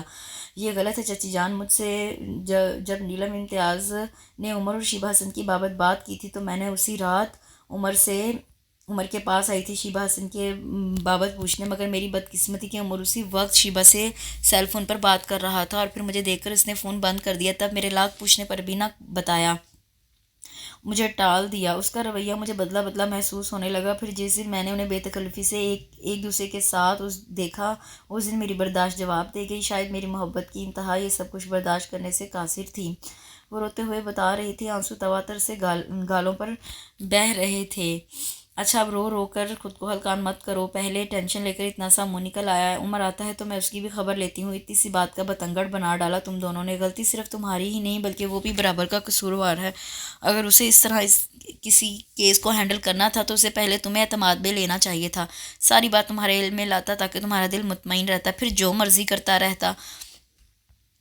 اس کے آنسو صاف کرتے ہوئے برہم لہجے میں کہہ رہی تھی۔ فون کی بیل تواتر سے بج رہی تھی، اس سے پہلے کہ تامین آ کر اٹھاتی شگفتہ بیگم نے ریسیور اٹھا لیا، مگر دوسری طرف سے نہ جانے کیا کہا گیا تھا، وہ بے اختیار چیخ اٹھیں، عمر کا ایکسیڈنٹ، مگر عمر ریسیور ہاتھ سے چھوٹ گیا، عمر کے ایکسیڈنٹ کا سن کر تیزی سے فون کی جانب بڑھی۔ ہاں شاہ میر بھائی، عمر کہاں ہے؟ کب ہوا تھا؟ جی میں سن رہی ہوں، کون سے ہسپتال میں؟ تامین شاہ میر سے سوال و جواب کرتی رہی تھی، پھر ریسیور رکھ کر سمرانہ بیگم کی جانب بڑھی تھی جو شگفتہ بیگم کے پاس بیٹھی تھی۔ چچی جان پلیز خود کو سنبھالے، وہ ٹھیک ہوگا، میرا دل گواہی دیتا ہے چچی جان کہ اسے کچھ نہیں ہوگا، وہ سمرانہ بیگم کے قریب بیٹھتے ہوئے بھرائی ہوئی آواز میں بولی تھی۔ ضبط کا دامن مضبوطی سے تھامے وہ انہیں تسلی سے دلاسا دینے کی کوشش کر رہی تھی، ورنہ دل تو اپنا بھی چاہ رہا تھا کہ دھاڑے مار مار کر روئے۔ ہسپتال پہنچ کر ریسیپشن پر عمر کے متعلق پوچھ کر وہ آپریشن تھیٹر کے باہر کھڑی بے بسی سے آپریشن تھیٹر کے دروازے کو یک ٹک دیکھی جا رہی تھی، آتی جاتی سانسیں عمر کی زندگی کی دعا کر رہی تھیں۔ اے اللہ، میری اتنی سی غلطی کی اتنی کڑی سزا مجھے مت دینا، میں تیری ادنا سی بندی ہوں، مجھے اپنی رحمت سے مایوس مت کرنا، مجھ پر اپنا کرم کرنا، اے خداوند کریم، میرے عمر کو زندگی عطا فرما، میری زندگی بھی میرے عمر کو لگا دے، پلیز آپ تو حوصلہ رکھیں۔ اس سے پہلے کہ وہ بے اختیار ہو کر دھاڑے مار مار کر رونا شروع کرتی، شازمین کی آواز اسے حواسوں میں لے آئی۔ اسی پل آپریشن تھیٹر کا دروازہ کھلا اور ڈاکٹر شاہ میر کا چہرہ نظر آیا۔ شاہ میر بیٹا، میرا عمر کیسا ہے؟ زیادہ چوٹیں تو نہیں آئیں؟ وہ ٹھیک تو ہے نا؟ سمرانہ آنٹی بے صبری سے اس کا بازو تھامے پوچھ رہی تھی۔ پلیز آنٹی حوصلہ رکھیں، وہ ٹھیک ہے، اب اس کی حالت خطرے سے باہر ہے، آپریشن کامیاب ہوا ہے، اب دعا کریں کہ جلد ہی اسے ہوش آ جائے۔ یہ کیا بھابھی، آپ بھی رو رہی ہیں؟ ارے آپ تو بہت بہادر ہیں، پہنچے جلدی سے، اپنے آنسو کہہ رہا ہوں نا، وہ بالکل ٹھیک ہے، بس ذرا سا ایکسیڈنٹ ہوا تھا، جلدی اسے روم میں شفٹ کر دیا جائے گا، ڈاکٹر شاہ میر نے تامین کو حوصلہ دیتے ہوئے کہا، اور اس نے اپنے بہتے ہوئے آنسو صاف کیے تھے۔ شاہ میر بھائی، ہم اسے مل تو سکتے ہیں نا؟ دھڑکتے دل کے ساتھ اس نے بہت آس سے پوچھا۔ ابھی نہیں بھابھی، ابھی کچھ دن صبر کر لیں، جیسے ہی اسے روم میں شفٹ کریں گے آپ اسے دیکھ لینا، مگر کچھ دیر صبر کر لیں، ڈاکٹر شاہ میر تسلی دے کر دوسری جانب چلے گئے۔ چچی جان، میں آپ کی مجرم ہوں، میری وجہ سے ہی یہ سب کچھ ہوا، میں بہت بری ہوں چچی جان، ان کے گھٹنے پر وہ اپنا سر رکھے بے بسی سے کہی جا رہی تھی۔ نہیں بیٹا، کچھ نہیں ہوا تمہاری وجہ سے، تم کسی کی مجرم نہیں ہو، جیسے لکھا ہوتا ہے ویسے ہی ہوتا ہے، ہم اپنی تقدیر کے لکھے سے لڑ نہیں سکتے۔ پھر جلدی سے عمر کو روم میں شفٹ کر دیا گیا۔ عمر میری جان، تم ٹھیک تو ہونا؟ زیادہ درد تو نہیں ہو رہا؟ جیسے ہی اسے ہوش آیا، سمرانہ بیگم اس کے وجود پر جھکتے ہوئے بولیں۔ بے تابی کا یہی مظاہرہ شگفتہ بیگم نے بھی کیا، پورے خاندان کی کل کائنات اور وارث عمر ہی تو تھا، اگر اسے کچھ ہو جاتا تو؟ سمرانہ بیگم نے اس پر محبت بھرے بوسوں کی بارش کر دی تھی۔ عمر نے نیم وار نگاہ کمرے میں موجود تمام افراد پر ڈالی تھیں اور وہ دشمنجہ اسے اپنے سرہانے کھڑی آنکھوں میں ندامت کے ساتھ ساتھ دکھ، تکلیف اور پشیمانی کے موتی سجائے نظر آئی۔ تبھی ڈاکٹر شاہ میر اندر چلا آیا، عمر کا چیک اپ کرنے کے بعد ان سب کی طرف مڑتے ہوئے بولا۔ آنٹی، ایسا ہے کہ رات کو یہاں پر اتنے افراد کو رہنے کی اجازت نہیں ہوتی، اس لیے اب آپ گھر چلی جائیں۔ عمر، اب کافی بہتر ہے، پھر میں بھی رات کو یہاں ہوں گا، کہنے کو شاہ میر نے کہہ دیا تھا، مگر گھر جانے کو کوئی بھی تیار نہیں تھا۔ بڑی مشکل سے شاہ میر نے انہیں گھر جانے پر رضامند کیا تھا اور صرف تامین کو وہاں ٹھہرنے کو کہا، خود ان سب کو چھوڑنے کے بعد واپس ڈیوٹی پر آ گیا۔ سورج آسمان کی سیاہ چادر کا سینہ چاک کر کے نمودار ہوا تھا۔ رات بھر ڈیوٹی پر موجود ڈاکٹر اور نرسیں اس وقت اپنے اپنے گھروں کو جا رہی تھی اور ڈیوٹی انجام دہنے کے لیے اسٹاف آہستہ آہستہ جمع ہو رہا تھا۔ نیند سے جاگتے ہوئے عمر نے بیڈ کے قریب کرسی پر بیٹھے ہوئے اس وجود کو دیکھا جو رات بھر سے اسی طرح ایک پوزیشن میں بیٹھی تھی۔ رات سے اب تک جب بھی اس کی آنکھ کھلی، ہر بار اس نے روتے ہوئے ہی دیکھا تھا، اس کے آنسو سے اپنے دل پر گرتے محسوس ہو رہے تھے۔ وہ اپنی غلطی پر یا غلط فہمی پر اس حد تک پشیمان اور نادم تھی کہ اب تو عمر کو بھی اپنا غصہ اور اشتعال بے جا لگ رہا تھا۔ اسے اس طرح ٹوٹ کر روتے ہوئے اس نے کب دیکھا تھا، مگر اس وقت اسے چپ کروانے کا کوئی محبت بھرا مظاہرہ نہیں کر سکتا تھا۔ تبھی سر ہلاتے ہوئے ہلکا سا کر رہا اور وہ جو مسلسل رونے میں مگن تھی اپنا آپ بھول کر اس کے چہرے پر جھک گئی۔ ابھی اس نے عمر کی پیشانی پر ہلکے سے ہاتھ رکھا ہی تھا کہ عمر نے پٹ سے آنکھیں کھول لی اور اسے یوں آنکھیں کھولتا دیکھ کر نہ جانے تامین کو کیا ہوا کہ اس کے سینے پر سر رکھتے ہوئے بے اختیار رو دی۔ ارد گرد سے بے نیاز وہ صرف رونے میں مصروف تھی۔ تامین یار کیوں رو رہی ہو؟ کیوں میرے ضبط کو کمزور بنا رہی ہو؟ میں تو تمہیں چپ کروانے کے لیے کوئی محبت بھرا مظاہرہ بھی نہیں کر سکتا۔ اس نے اپنا بایاں ہاتھ اس کے بالوں پر پھیرتے ہوئے مدھم آواز میں شوخی سے کہا، وہ شوخی جو اس کے مزاج کا حصہ تھی۔ تمام تکلیفوں کو بھلائے اس کے لیے یہی احساس کافی تھا کہ اس وقت تامین اپنی فطری شرم و حیا کو بھلائے اس کے سینے پر سر رکھے اس کے بہت قریب تھی۔ عمر آپ ناراض تو نہیں ہیں نا مجھ سے؟ آپ نے مجھے معاف کر دیا نا؟ عمر کو یوں بولتا دیکھ کر اس نے سر اٹھاتے ہوئے پوچھا تھا۔ وہ جو ہمیشہ اسے تم کہہ کر مخاطب کرتی تھی، نہ جانے منہ سے کیسے آپ نکل گیا تھا؟ ظاہر ہے جان من، جب تم اتنے احترام کے ساتھ ساتھ اتنی محبت کا مظاہرہ کرو گی تو کون کافر ہوگا جو تم سے ناراض رہ سکے گا؟ ویسے تمہارے لیے ایک ضروری اطلاع ہے، پرسوں میری بابا جان سے بات ہوئی تھی، وہ کہہ رہے تھے کہ میں 1-2 دن تک پاکستان پہنچ جاؤں گا، پھر انشاءاللہ نئے سال کی ابتدا میں ہی ہم دونوں حقیقی معنوں میں ایک ہو جائیں گے۔ نیا سال ہمارے ملن کا سال ہوگا۔ شوخی و تر و تازگی سے بولتا وہ تامین پر انکشاف کیے جا رہا تھا، اور اس کی بات سن کر تامین بے اختیار خود میں سمٹ گئی تھی۔ بدگمانی، غلط فہمی کی گرد دلوں سے جھڑ چکی تھی۔ اب وہاں محبت کا جہاں آباد تھا، محبت ہی محبت تھی۔ یہاں پر ناول اپنے اختتام کو پہنچا۔ آپ لوگ ناول سن کر پڑھ کر ضرور مجھے بتائیے گا کہ آپ کو یہ ناول کیسا لگا، سب سے اچھا کریکٹر کس کا تھا، اور اس ناول سے آپ نے کیا سیکھا۔ معاشرتی پہلوؤں پر یہ ناول بنایا گیا ہے، یقیناً آپ سمجھ گئے ہوں گے، اور آپ مجھے ضرور بتائیے گا۔ لائک، شیئر اور سبسکرائب بھی کریے گا، اور کمنٹ سیکشن میں ضرور اپنے ویوز کا اظہار کریے گا۔ Thank you so much.